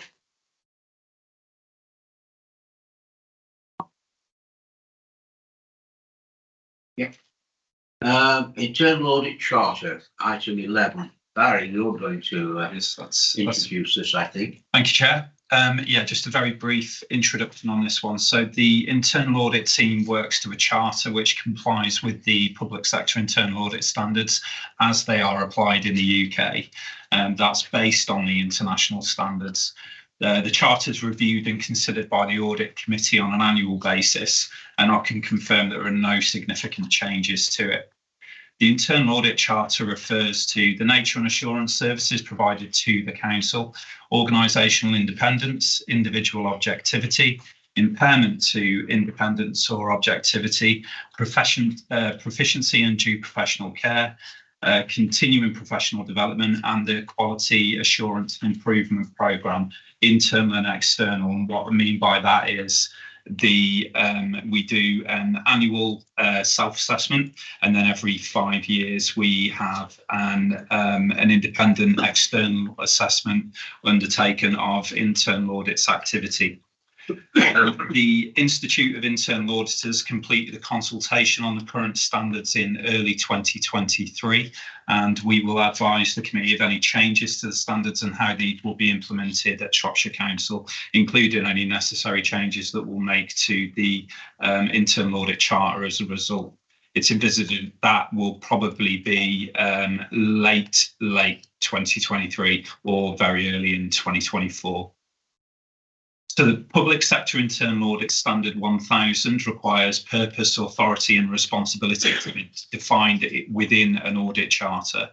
And the charter establishes internal audit's position within the organisation, including the nature of the Chief Audit Executive's reporting relationship with the Audit Committee, authorises access to personnel, records and physical properties relevant to internal audit work that is undertaken, and defines the scope of internal audit activities. All of the changes that are made on the charter are shown in bold and underlined in italic font. So we'll leave it there, Chair, and take any questions. Yeah, we note that there are 3 amendments, aren't there, that are within the report. Otherwise, it remains much as it has been. Any questions? No questions. Shall we agree the report with that? Okay. Right. We'll go on to your second report, Barry, the next one, item 12, and then we'll take a 5-minute break. Okay. Again, I will give a short introduction on this one, Chair. The counter fraud, bribery and anti-corruption strategy has been reviewed and continues to underpin the council's commitment to prevent all forms of fraud, bribery or corruption, whether it be attempted on or from within the council, thus demonstrating the continuing important role the strategy plays in the corporate governance and internal control framework. The Audit Committee approved an action plan to ensure that the council continues to protect its assets and further improve its resilience to fraud and corruption. The actions have been and continue to be delivered, and these are detailed on page 116 of your pack. The National Fraud Initiative, also known as NFI, run by the Cabinet Office, is an exercise that matches electronic data within and between public and private sector bodies to prevent and detect fraud. The council continues to participate in this exercise, and the council has submitted the data for the 22-23 financial year matching process and is working through the results. Further updates will be shared with the Audit Committee when they are available. The counter fraud, bribery and corruption strategy is contained within Part 5 of the Constitution. It was last reviewed and updated in February of this year. In reviewing the strategy, only minor adjustments have been made to reflect the structure changes at the council and to a more digital approach. All proposed changes within the strategy as per the charter are identified as bold, italic and underlined font. I'll leave it there, Chair. Yes, Simon. Yeah, thanks, Barry. I hope this isn't a semantic, but page 120, you've got cybercrime as I think describing it as fraud. Now, cybercrime in itself is just a means to commit fraud, as in, many means to commit fraud. I just wonder if there's not confusion as we're looking at addressing fraud itself. Housing benefits, people cheat on housing benefits. Cybercrime's a means to do that. So is that the correct way of actually including cybercrime? I mean, even should it be there? Yeah, it's a very good question, actually. You know, when we think about what the potential fraud implications of a successful cyber attack are, you know, it is very clear that if we were to sustain, you know, an attack on our corporate network, and one of our key user accounts was compromised, that had access to, you know, privileged access across a number of key material systems. There's a number of attack vectors there that could be exploited in terms of the fraud element. So it's important that we pull that out as a potential means of fraud, and you know, the process in which we aim to mitigate that risk is across the organisation, and it's through various different processes, and it's also subject to internal audit work throughout the year on that particular element. I just don't. My concern is that it's getting blurred in the cybercrime. Most certainly is something, and I think it's addressed with under the IT work that's been done through audit, but it's not fraud in itself. It's a means to fraud. I mean, it's good that you're recognising it as a means to fraud, but it isn't fraud. And I just think, as you know, as the report, I'm going to support the report. It's just a question of being clear and not losing the point of what is fraud. Housing benefits, payroll, pension, plenty of fraud there. But cybercrime itself is just a generic means. One other question: who is the AML officer? Probably for James. The anti-money laundering officer. That's myself. Oh, it is you. Okay. Katie is the deputy. Right. Good. Fine. Thank you. And I think we've only got to look at the awful state that the British Museum is in as a result of cyber attack to realise what a risk that is to this authority or any other public authority. And it certainly led to, in the case of the British Museum, to fraud, in that they're now trying to sell information about all the users of the museum, as well as apparently selling museum artifacts on the internet. The ramifications of cyber security or cyber risk are very considerable, and I'm glad that we are giving them due consideration, whether it's in this report or any other report. Actually, I did have one more question on that.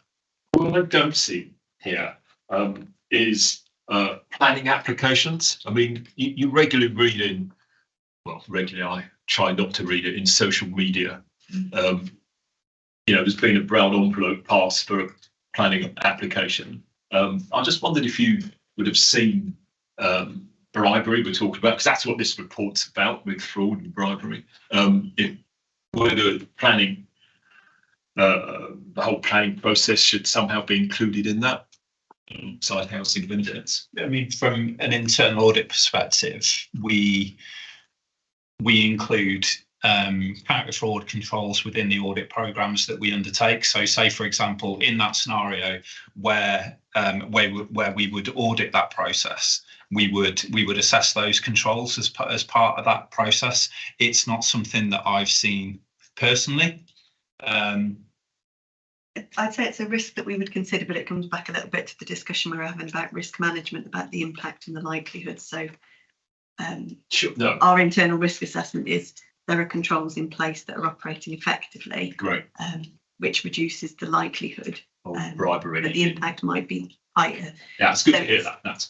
It's considered, but it's not there on the top list. Thank you. But it's a good part that will expand and expand for next year when we review the strategy. Presumably, if we got a whistleblowing report that somebody had received a brown envelope, we would obviously investigate it, as with all other. Absolutely, that would follow our normal whistleblowing procedure. So we would pick that up and consider it as we would any other whistleblower, and if that was the case, and it'd be picked up and investigated internally as part of that process.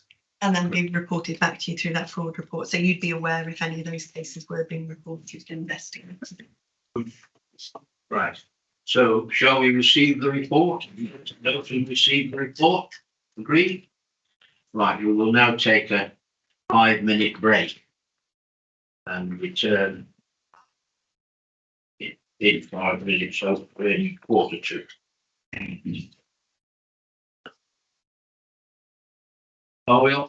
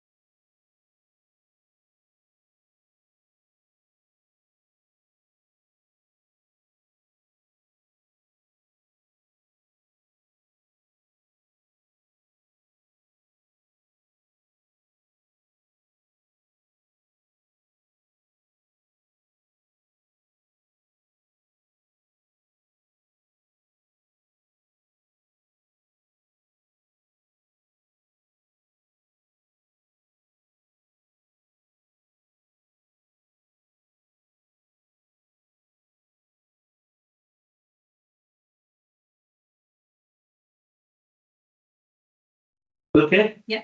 Yeah. I'm going to ask James to introduce agenda item 13, annual review of audit committee terms of reference.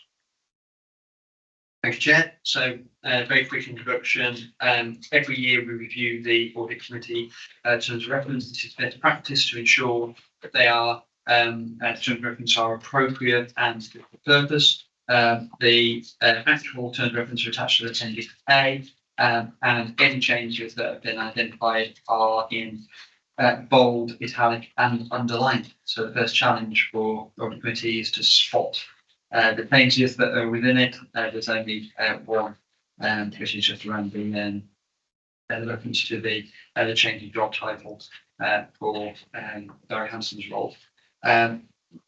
Other than that, I'm happy to take any questions or any considerations or amendments that members would wish to consider. Why was it not? Why was it hidden and not put in black? I spent 5 minutes trying to find the proposed amendments. Right, any other comment on this, or there are no changes, so our comments from the last 3 or 4 years will be carried forward, no doubt. Right, all agreed with the report. Term audit performance 2023-24. Report 14. Barry, I think you're on again, please. Thank you, Chair.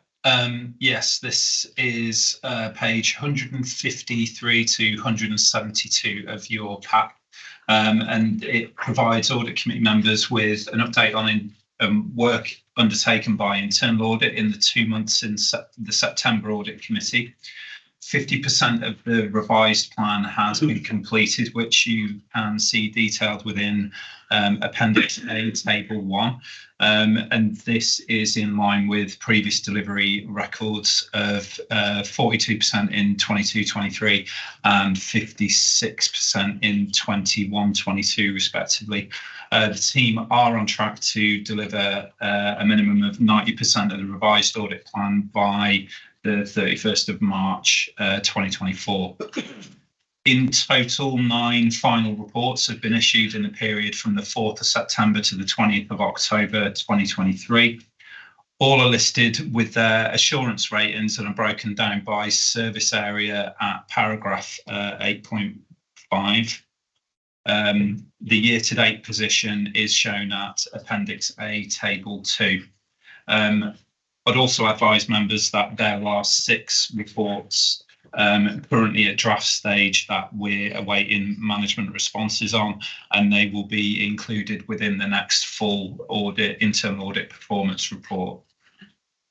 The number of lower level assurances to date is 48%. It is higher than the outturn for 2022-23 of 41%. So that's something that I'd like to draw members' attention to. Across those 9 reports that have been finalised in the period, a total of 85 recommendations have been made and issued during that period. These are broken down by service area at paragraph 8.5, and the year-to-date position is shown in Appendix A, Table 2. 2 fundamental recommendations have been identified during the period within those 9 reports that have been issued. Details of the limited and unsatisfactory assurance level audit areas are detailed from page 165 of your pack.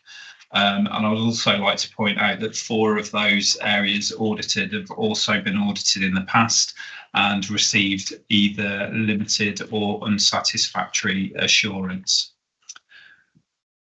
So I'd welcome any questions on that then. Well, thank you, Barry. Well, I was very, very concerned indeed with this report. And my major concern lies in discovering that we actually use WhatsApp for council business. WhatsApp is something that we all know is entirely confidential.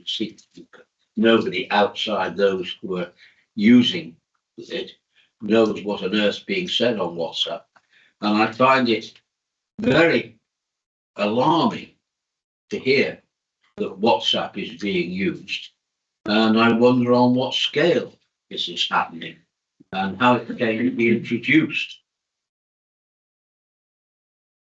It's a historic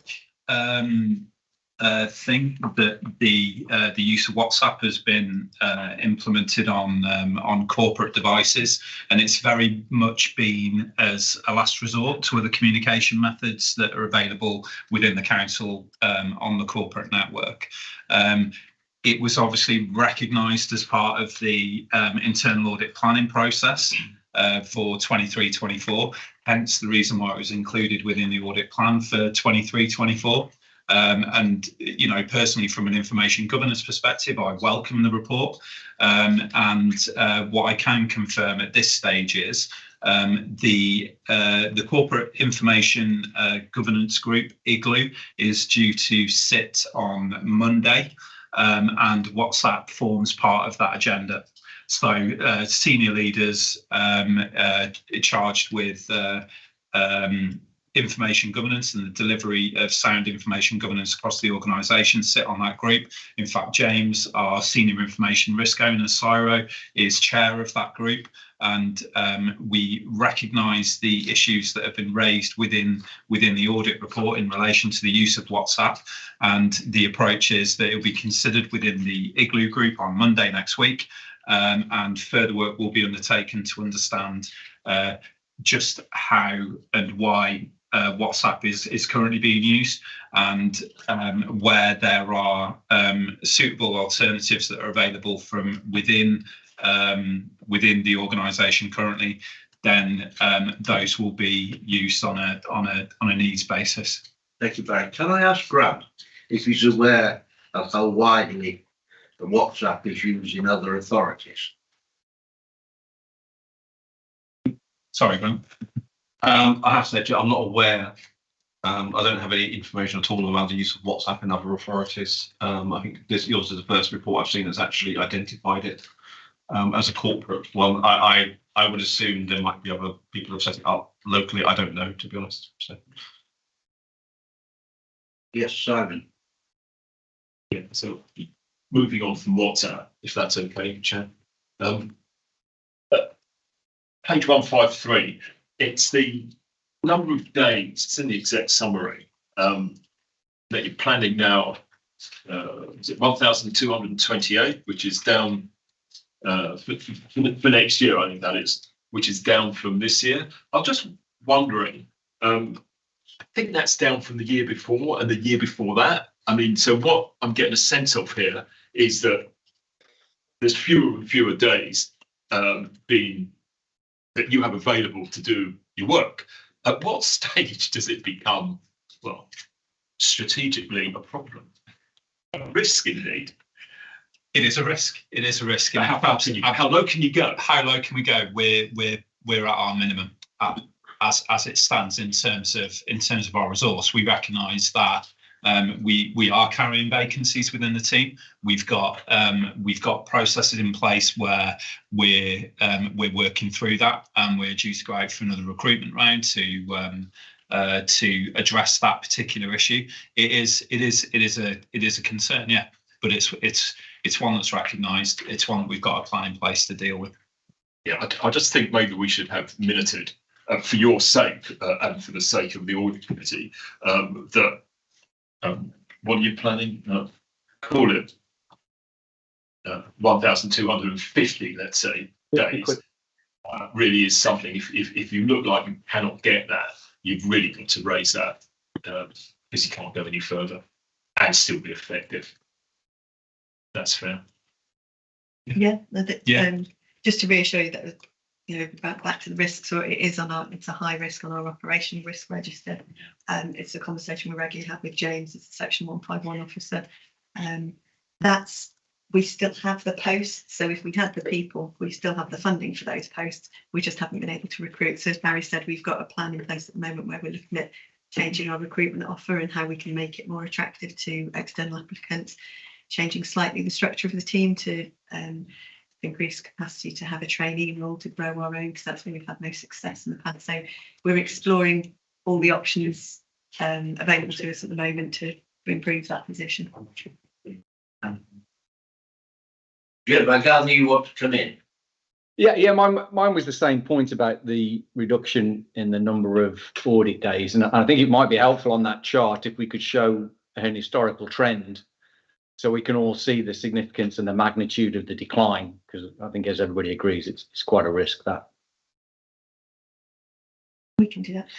Yeah, it's actually costing us money because we're having to employ outside audit resources, I gather. Historically, we've supplemented the internal resource that we have with external providers. This dates back to about 2012-13 sort of time, and we've always brought in that expertise and resource from external internal audit providers, and they continue to do so through this year as well, but obviously that's subject to available resources. Julia? Thank you. Can you just confirm that your vacancies are not subject to the staff vacancy management process that the finance team are asking every department to lose 5% and delete any vacancies? And secondly, can we put a price tag, please, on the costs of having to contract with effectively agency external providers?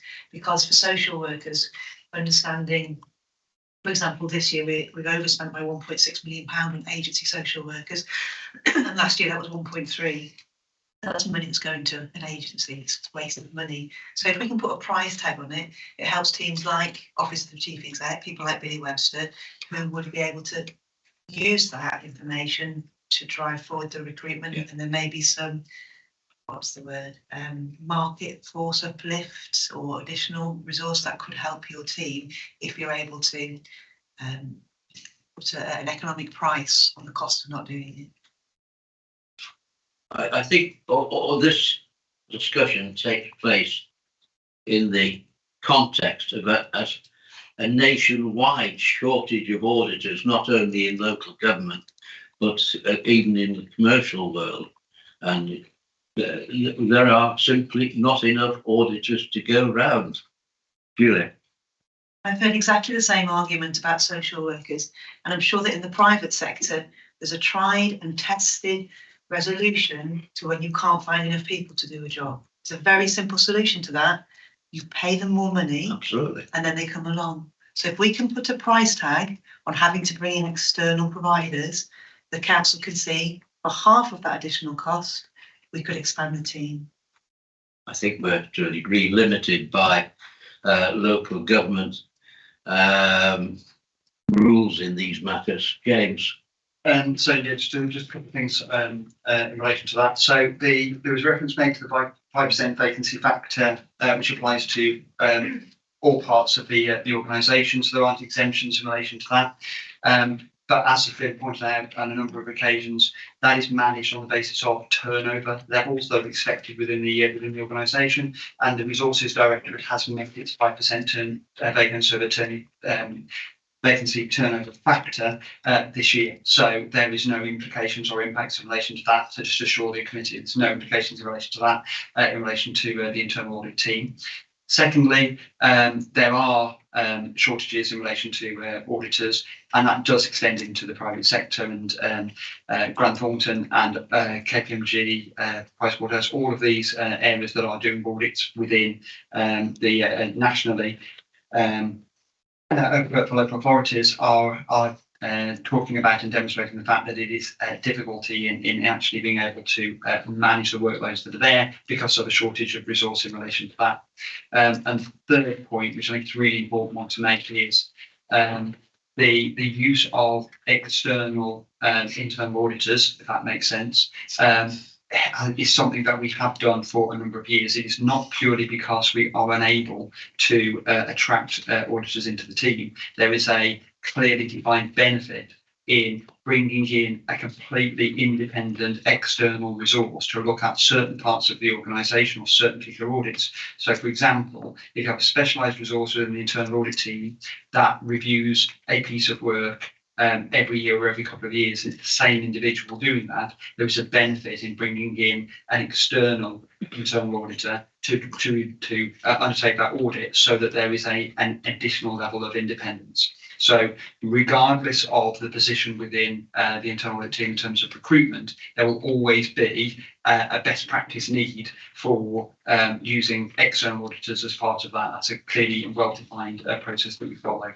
And again, just to ensure audit committee, as Barry and Katie have said, we're having conversations on a regular basis in relation to can the audit scope, the audit plan, ensure that there is an adequate coverage across the organisation to ensure that the assessment can be made at the end of the year.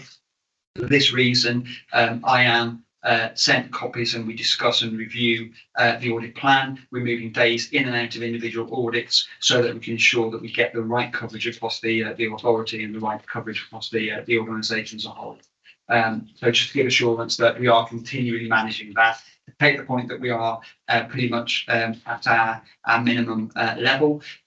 There is, however, opportunities as part of that to say, well, is there alternative ways that we can operate, different ways that we can work, alternative methodologies that we can employ that will deliver the outcomes that we're looking for.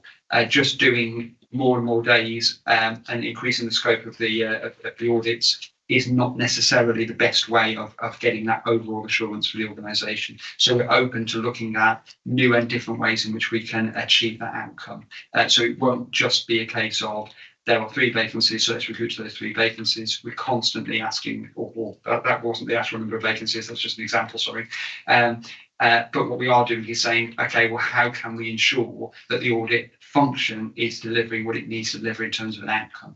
That's the important point that we continually focused on and regularly having conversations about. Thank you, James. Julia. Thank you. Some of that assurance is really welcome, but I think in there a couple of different issues are being conflated. It's really welcome that we bring in specialist external auditors as a third party to help us with specialist work and have that sort of objective opinion. That's not the same problem that we've been describing over here, which you yourself recognised we're now at the lowest ever minimum level and we haven't actually delivered all the audit days that we planned. So I think what would be helpful is to have the data, and I take the point from Jim that we want to have a look historically and have that time series data to understand how the gap between planned days and delivered days, how it is planned out over the last few years.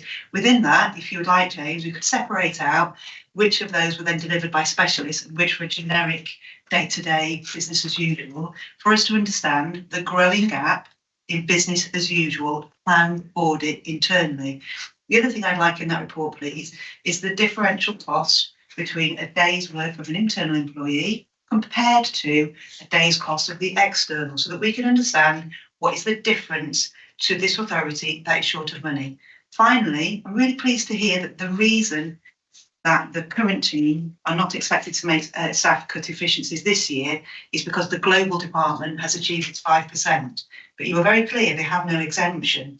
So what assurances do we have that after the 1st of April 2024, that this team that is understaffed at a legally statutory minimum, that they won't be asked to save 5% staffing as of April the 1st? I don't think we have any idea what's going to happen after April the 1st. That's a matter basically, presumably, for Cabinet to decide. Decide whether they can recruit. If I may, Chair, it's a decision for the Section 151 officer, and I've given the assurance to the committee that is something that we are constantly discussing, and I can provide you the assurance that is something that we are continuing working through and talking about. In terms of that cost comparison, internal auditors, we've got a very small team. If we start then taking out the costs of internal auditors, we're going to be talking about individual staff salaries as part of that, comparing it to external costs. Clearly, it is more costly because of the added costs of bringing in external auditors. The point I'm making here is that is something that we factored in because of the benefits of that. That is being conflated. There is a separate issue in relation to the number of audit days that we have that are available to cover the audit plan. What I'm saying is that we are ensuring that the audit plan is cognizant of the number of available days to ensure that we have adequate coverage over a period of time. And as has been previously said, No, there is no exemption. There will never be any exemption in relation to that. All of that is taken forward and considered. I'll just give you my assurance as the 151 officer that the internal audit function is incredibly important to the organisation and very important to myself and to the audit committee. So I can give you the assurance that that will always be a priority for myself. Just a point of information, actually, beyond it being important to you as the Section 155 officer, is it not the case that internal audit is a mandatory function of the authority, and therefore we cannot be freezing those vacancies?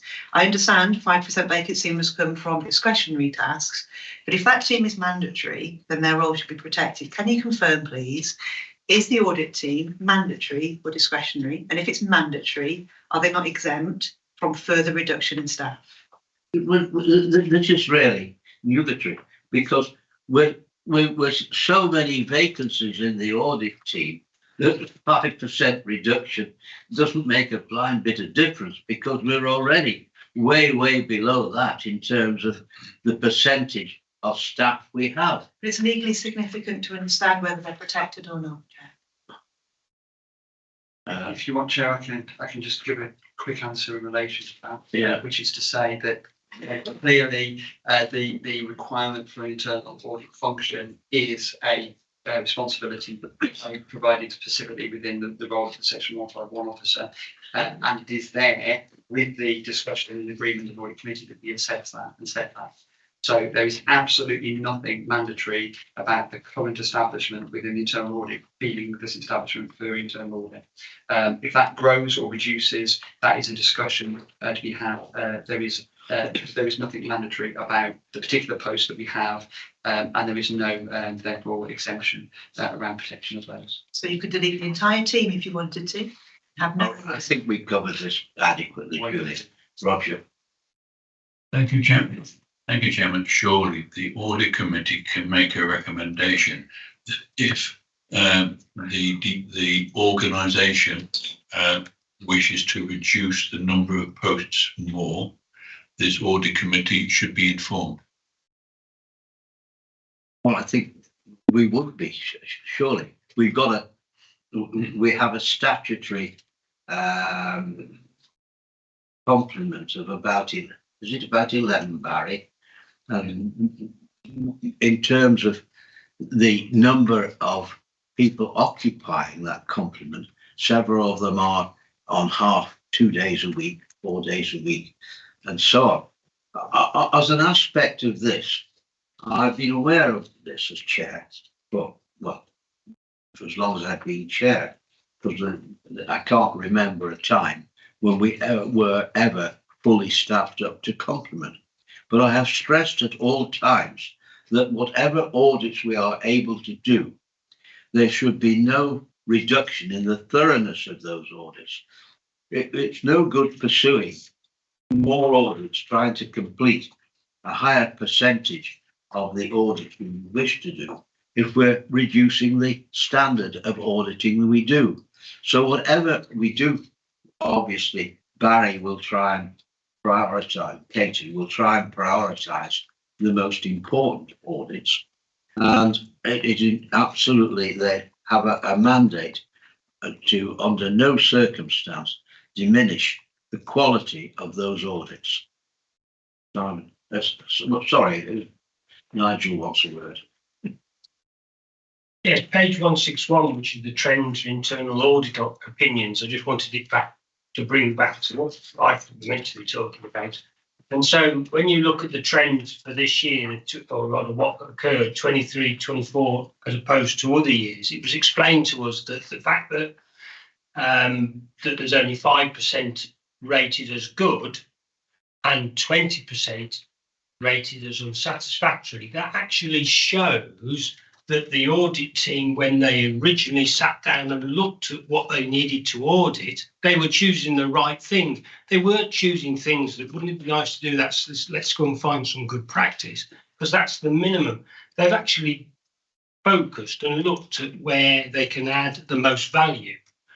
So I think they're to be commended there. That said, it is worrying that 20% is unsatisfactory, because that implies that they've looked at risk saw the risk and found the issue. So is it going to get any worse? So whilst it's good, we've got to keep on our toes. But I think that's quite a good chart for this year, I think. Yeah, thank you. Any other matters? Yeah. What I was talking about, Chairman, was the number of posts. The work and how it's set up, it's up to the audit team and officers, and that's an operational one. What I'm suggesting is that the number of posts should be maintained, and if there is an organisational view that it should be reduced, then a report will come back to this committee. Yes, and it's the number of posts I'm talking about, or full-time equivalents, whatever, however the best way to phrase it. Well, our section 151 officer has said there is no intention to, but I'm sure if that intention was altered for some reason, there would be a report brought to this committee on the subject. Certainly I would want to know, and I think I would feel the committee would want to know. Jim. Yeah, certainly, Chair. In relation to any significant changes that are made, we would always be looking at the top point of this report is to provide assurance and transparency around where the internal audit function is being undertaken. So there is absolutely nothing that we would not show in relation to that. The thing I would point out is that the organisation is undergoing the transformation programme.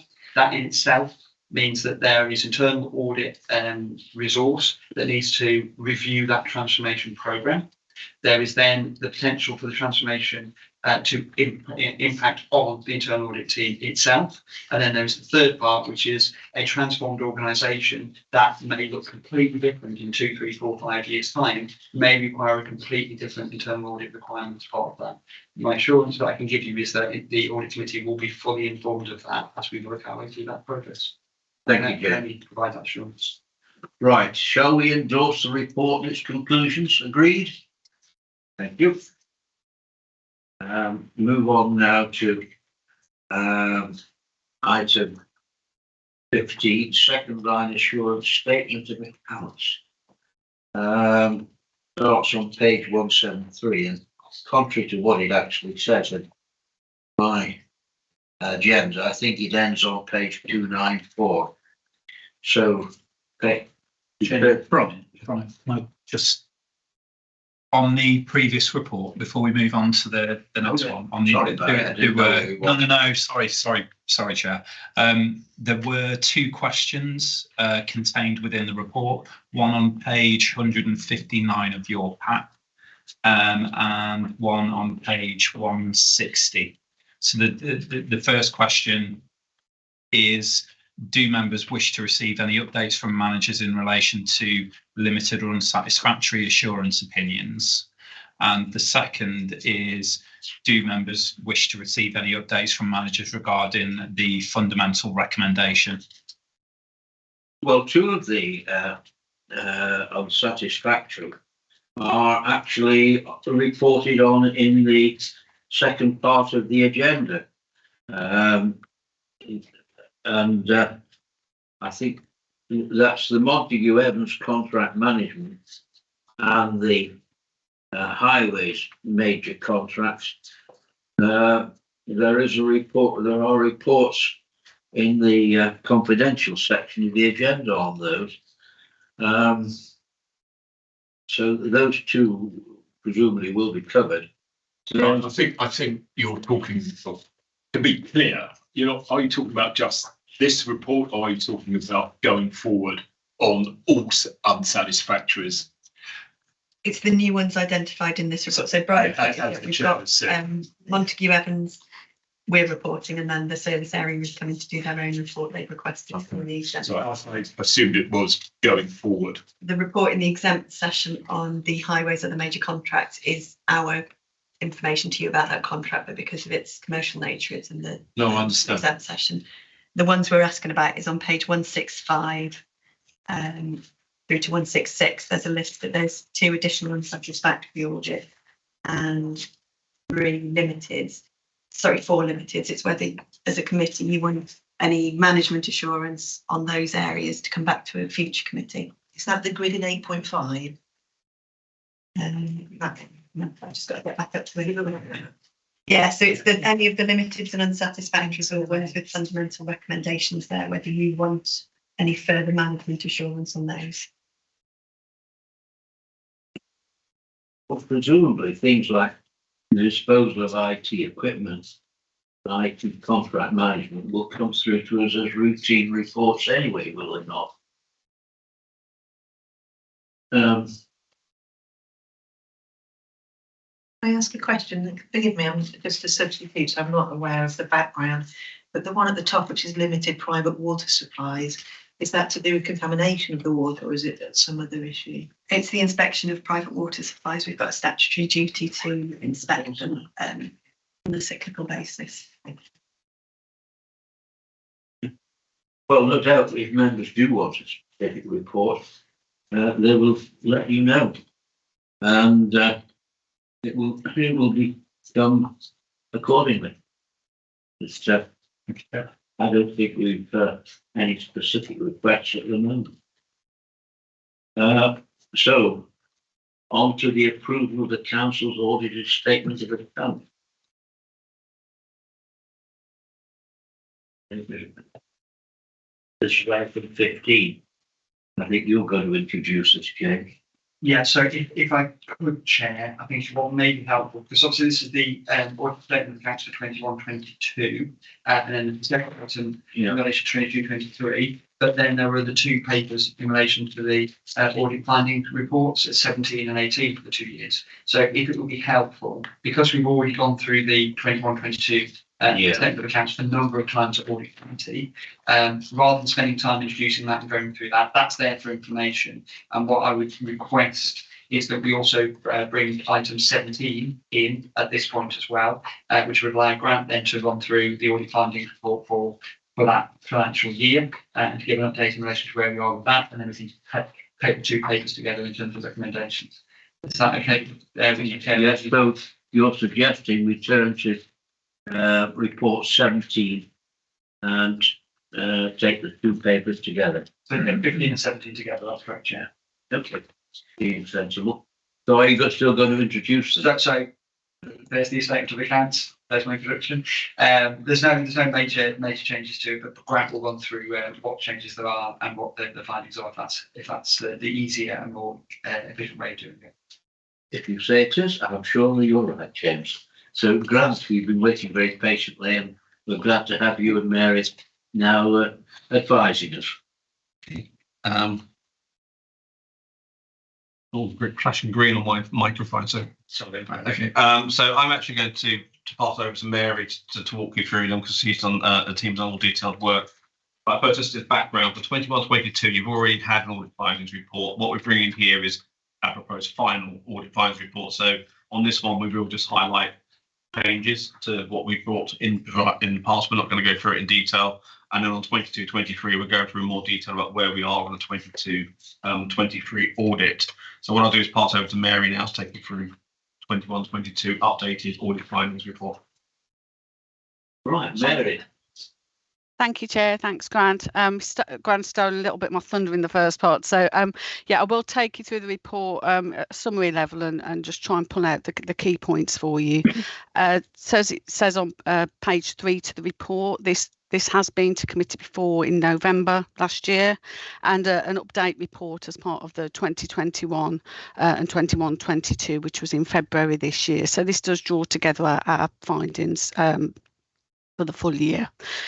The audit's now substantially complete. We do have some outstanding points which are detailed on page 3. Just bearing in mind the report was written a week ago, so I will just provide an update on two of those points. So as part of the 22-23 audit, we have a query regarding the gross internal area of the waste transfer site. So this query is relevant to 21-22 also. We have received a verbal response from the valuer, but we have requested some further supporting documentation on that. Hopefully when that comes through, it will be quite an easy point to clear down, but that has moved from the point the report was written. We've also concluded our work on the cash flow amendments. So again, this was identified in 22-23, but it does trickle back to 21-22 and to 2021 as well. So this is confined to the cash flow only. So that we're happy that those changes have been made in the updated accounts which are presented today. We haven't changed the scope of the audit. The significant risks identified at the planning stage remain the same, and the work on those risks is detailed within the report and our report pages 7 to 14 of the report. I'm not going to go into those in any detail. And our findings, as always, are set out in the context of materiality. That materiality level hasn't changed since planning, so it still remains at £9 million for the group and at 8.9 million for the council. We do, as always, report everything above trivial, which for yourselves is in the region of is £445,000 for the council. I'll now take you through the key findings and just highlight the main areas there. There were 2 material adjustments to the financial statements. These are both significant values, but they have no impact on the council's level of general fund balances. The first adjustment, which you may remember, is a technical adjustment in relation to infrastructure. Now, this was across the sector, so every local authority with infrastructure has been impacted by this point. In total, this is £148 million increase to the property, plant and equipment balances. And this is a reflection of the council adopting the statutory instrument, which came out on Christmas Day, 2022. Further details on that adjustment are on pages 13 and 36 of our report. And again, it was a national issue and is certainly not unique to Shropshire Council. The second adjustment relates to the net pension fund liability. So following the publication of the 31st of March 2022 pension fund triennial valuation, the council's obtained an updated pension liability valuation to include within its accounts. This is an increase of 29.1 million in the net pension liability. And again, this is not unique to Shropshire Council. It was relevant to all organisations which required an updated triennial valuation and had accounts open for 21-22. So relating to those adjustments, we're satisfied that these have been amended appropriately in the accounts that James was referring to earlier. There are also 2 unadjusted misstatements. So these are set out on page 35 of the report. They are above the trivial threshold of £445,000, hence we need to report those, but they're not material and they don't impact on our proposed opinion. We do request that the unadjusted misstatements are included in the letter of representation and that those charged with governance are satisfied that those adjustments have not been made within the accounts. We have raised a number of recommendations in Appendix A, and some of those cut across both 21-22 and 22-23. I wasn't going to go into those in any more detail. So moving on to our proposed opinion, this is an unmodified opinion, often referred to as unqualified. Ultimately, we're saying that the accounts presented are a true and fair view of the council's financial position. I wasn't going to go into any more detail. I have deliberately left the value for money element because Grant is going to just come on to that at the end of the opinion side reporting, as that's a joint report for 21-22 and 22-23. I'm going to pause there, but I'm happy to take any questions on the report. So what we've been discussing are entirely the 21-22 accounts. And we note that you are issuing an unqualified opinion on that, which is pleasing at long last.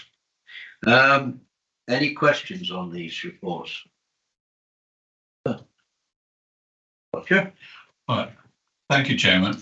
I note this has just been received, and I note on page 31 of your report, item B, follow-up of prior year recommendations. You've got delivery of savings first reported in 2019-20, and then there's a management response October 21, and then at the bottom of it, it says management response November 2023. Management will provide a full response to be included in the final version of the auditor's annual report. However, it should be noted, and then it goes on. Is this the final version of the auditor's report, or is there this response somewhere else? I'm not sure. I think Grant's got to answer that. So, Joe, what we're referring to in terms of value, there's two main reports come from us. There's an audit findings report, which is this one, which looks at the statement of accounts. There's then the annual auditor's report, which then considers the value for money side of the audit. So you haven't seen a draft of the annual auditor's report yet. I'm supposed to get a draft of that to officers at the end of this month. And then that will come to the next audit committee. So that's where we will go into more detail around the sort of value for money, the medium-term financial strategy, etc. This report itself is specifically looking at doing a statement of accounts, give a true and fair position of Shropshire Council's position as at the 31st of March 22. So it will come in our next report to you, which will come to the next audit committee. Okay. So shall we note with pleasure the unqualified audit for the 21-22 statement of accounts? Agreed? Right. We now move back to item 16. We'll look at the statement of account for 22-23. So are you going to introduce this, James, or is this something Grant going to talk So about? if again, we can, Chair, so the statement of accounts 22-23 again has been to audit committee previously, so I'm not proposing to go through that report itself. However, what we have at item 18 is the audit findings report for the 22-23 financial year, which again Grant and Owen provide us with an update in relation to where they are in the 2023 audit and any impact that has on the statements that you've got a copy of in the pack. If you're happy with that, we therefore take items 16 and 18 together to looking at 22-23. Well, we're happy to take 16 and 18 together.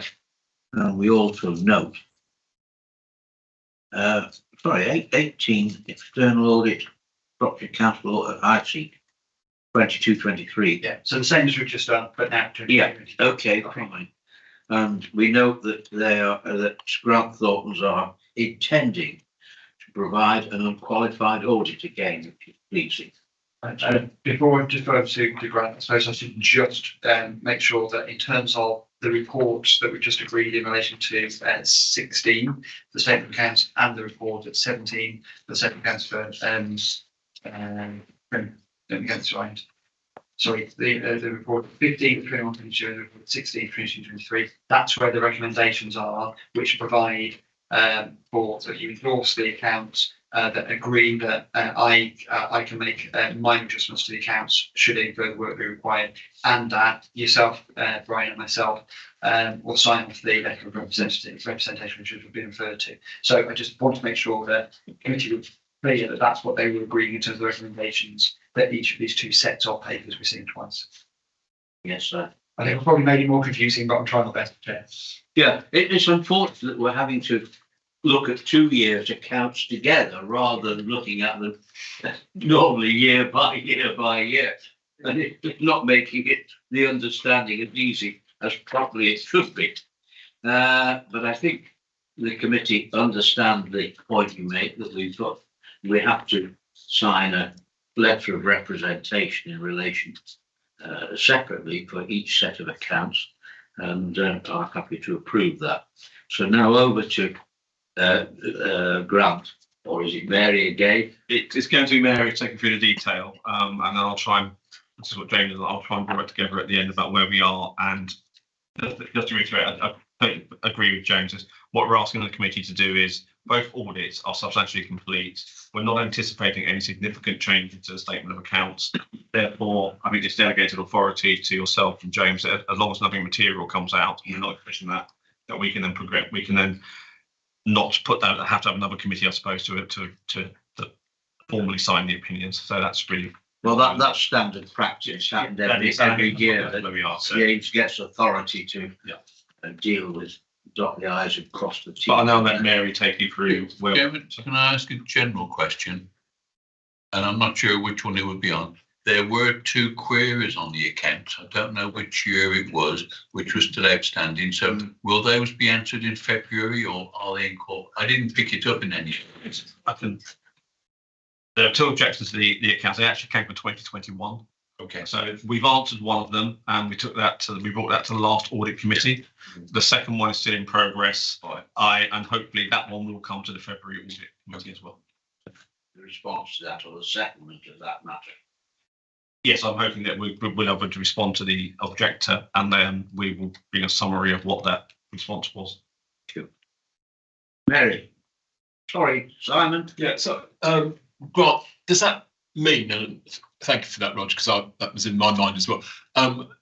The year-end 21s have not yet been signed off, or no? I've signed the opinion on the financial statements. I've not certified the audit closed. Right, so it's not closed. So the financial opinion, I've given an opinion on the financial statements. Okay, and for 22, year-end 22, will we close that today, or is this? No, again, I can issue the opinion until the way it works in terms of certifying the audit close. I need to finalise my value for money work, and then it's the way legislation works. But I can give an opinion on the financial statements that they are true and fair position of the authorities at the end of March 22 and the end of March 23. So that's what we're working to now.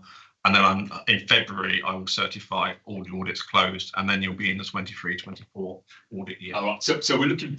I mean, this is good news, actually, and I must say I've been very critical in the past, and it's really good to see that this is moving on. So I'm going to take Tim's words. It's not good. You know, I'm not going to celebrate it, and I'm not going to take that. I'm going to say we're getting back to where we need to be. So we will have the authority back on track early next year in terms of. Well, I don't want to go too much. We've already started planning 23-24 to give you some assurance that we're not sort of just standing still. So Mary and the team have already started that. So yes, but come February, everything should be finalised then. And come February, we're hoping that year-end 21, year-end 22 will be signed off. So all certified closed under the. And 23. They should all go. The 22-23. We're bringing in a joint value for money report that covers 21, 22, and 22-23 to you in February. Okay, so we should be. I'm sorry to labour this, Brian. We should be back on track with those 3 outstanding audits closed. Yeah. Come February. What are we? 24. Yeah. Next year, basically. Yes. Well, we've only got 2 outstanding audits, surely. No, we've got 3. 21, 20 certified hasn't been certified closed yet because of the objection. So I can't. There's a legal thing about certifying the audit closed, in addition to issuing the opinions. So that's the bit that needs to be done. So, okay. Yeah. Thank you, sir. Right. Good point, Simon. Right. I think now we're ready for your response to all that and explanation of the 22-23 accounts, Mary. Thank you, Chair. So this is the first outing of the 22-23 audit findings report. Again, I'll take the report as read, and we'll try to summarise as briefly as possible. There has been a significant amount of movement and progress since this report was written. So I will just focus a little bit of time on moving the report forward and give a verbal update on those changes. If I could just take it to page 3 in the summary, there is just at this point 1 material adjustment, and this referring back to the 21-22 report, this is the knock-on effect of the pension adjustment of 29.1 million, because obviously the opening balances for 22-23 have changed, so it does impact and it's reportable. We're satisfied that adjustment has been made in the 22-23 accounts, which you've got in the papers today. So subject to the completion of the outstanding procedures, there are no unadjusted misstatements to note at this point. As I mentioned, this report was written a week ago, so I was just going to spend some time providing that update. So if I could just take you to page 7 of our report, or the page, I call it the traffic light page. Many of these points are now cleared. I was just going to focus on the red flagged items as they're the ones which were most significant at the point the report was written. We have received a response from the council's valuer for both investment property and other land and building valuation inputs. We have reviewed the investment property points, and there are some minor queries which have been returned to the valuer. The other land and buildings is a more complex area. There's more variation in the sample there, and we are working through that. So we received the information on Monday, and we're hoping to get those queries through to the valuer. There will be a low level of queries. It is a complex area to draw those to a conclusion. I wasn't going to go into any more detail in the amber and green points. Those have moved along significantly. There are a handful of items just to close down, which would all be now classed as low risk. If I could take you to page 9, I will just run through each significant risk area and just provide a similar update, as that there is often a comment in where we have work ongoing. In relation to management override of controls, so our work in this area is now complete. It is subject to grants review, final review, but the field work is complete. Page 10, our work around the presumed risk of fraud in revenue recognition, that work is now also complete. Again, on page 10, our work on expenditure, it has progressed. There is just one minor point to clear on that, or don't foresee any issues there. And pages 10 and 11, I've mentioned our work's still ongoing regarding the valuation of other land and buildings and investment property. So that is still in progress. On page 13, we have significant risk regarding the pension liability. So we await the letter from the pension fund auditor. That is actually Grant. So very shortly, Grant will be writing a letter to himself, which gives the assurance there. So again, don't foresee any issues in that area. Regarding other risks, our work on cash and bank is also complete. So if I could just take you through to page 40 of the report, this is where we set out the audit adjustments, the main item being the pension adjustment. And as I said, that has been amended in the accounts presented today. Just moving through to the opinion, as mentioned, the anticipated opinion is unmodified, and a draft opinion is included in the accounts that James mentioned, the 22-23 accounts.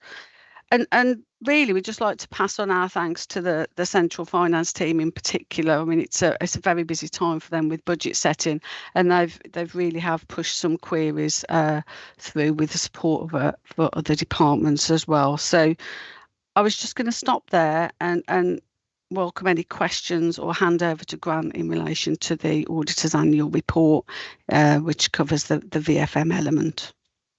Thank you. I don't have got any more to add to the annual report because it's what I said earlier. So in terms of where we are on that, as a big joint report will come to you, which will more focused around the areas of financial sustainability, governance and the 3 E's. And that should be off as shortly, and then we will share that with the audit committee as soon as it's available. I think in terms of progressing the audit to conclusion, as Mary said, I think the big ones are around property, plant and equipment. Although I think one of the queries, the verbal response we've had back so far from the valuer don't indicate that they're issues, but they are still the risk around that area. But other than that, I think we've progressed now we're down to sort of what we say minor audit points, which we don't believe will impact upon the audit. But we're happy to take questions from members around specific items in the report. I think members are very happy to know that you haven't got any significant points or points which give you concern in relation to our 22-23 audit. It is pleasant to hear that you feel you can move steadily towards unadjusted, or unmodified. Unmodified, I think, is audit jargon. Unqualified is what we put in plain English. Shall we receive the reports of Grant and Mary in relation to 16 and 18 before us with thanks? We also thank them in the context of the shortage of staff and the backlog of work. We've received a lot of work in one go here, so I think we should. Very good of you, Julia, and I'm sure we wish to endorse that proposal. We're all, Julia has put it very nicely how we feel about our relationship with you. Thank you. Yeah, I don't want to be too cosy because we are independent, so and it is quite key. I think probably one thing to say is, I mean, I think we will work with the council because I think the issues around plant equipment and pensions, there was discussions about simplifying them. We don't think that's going to happen now, so it is going to be an ongoing challenge for both the councils and our side. There's a complex area of the audit, but we would take that to 23, 24. Good. Thank you, Grant. Thank you, Mary. We've come to the end of the public meeting, I think. We simply needs us to note that the next meeting of the audit committee will be on the 22nd of February 2024. So we note that.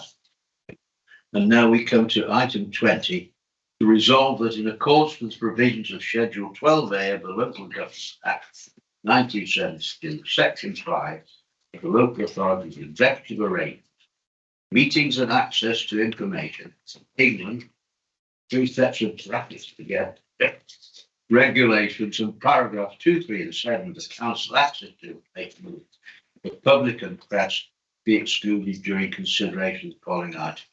Is that resolved? Agreed? Okay. So we wait while we find ourselves alone.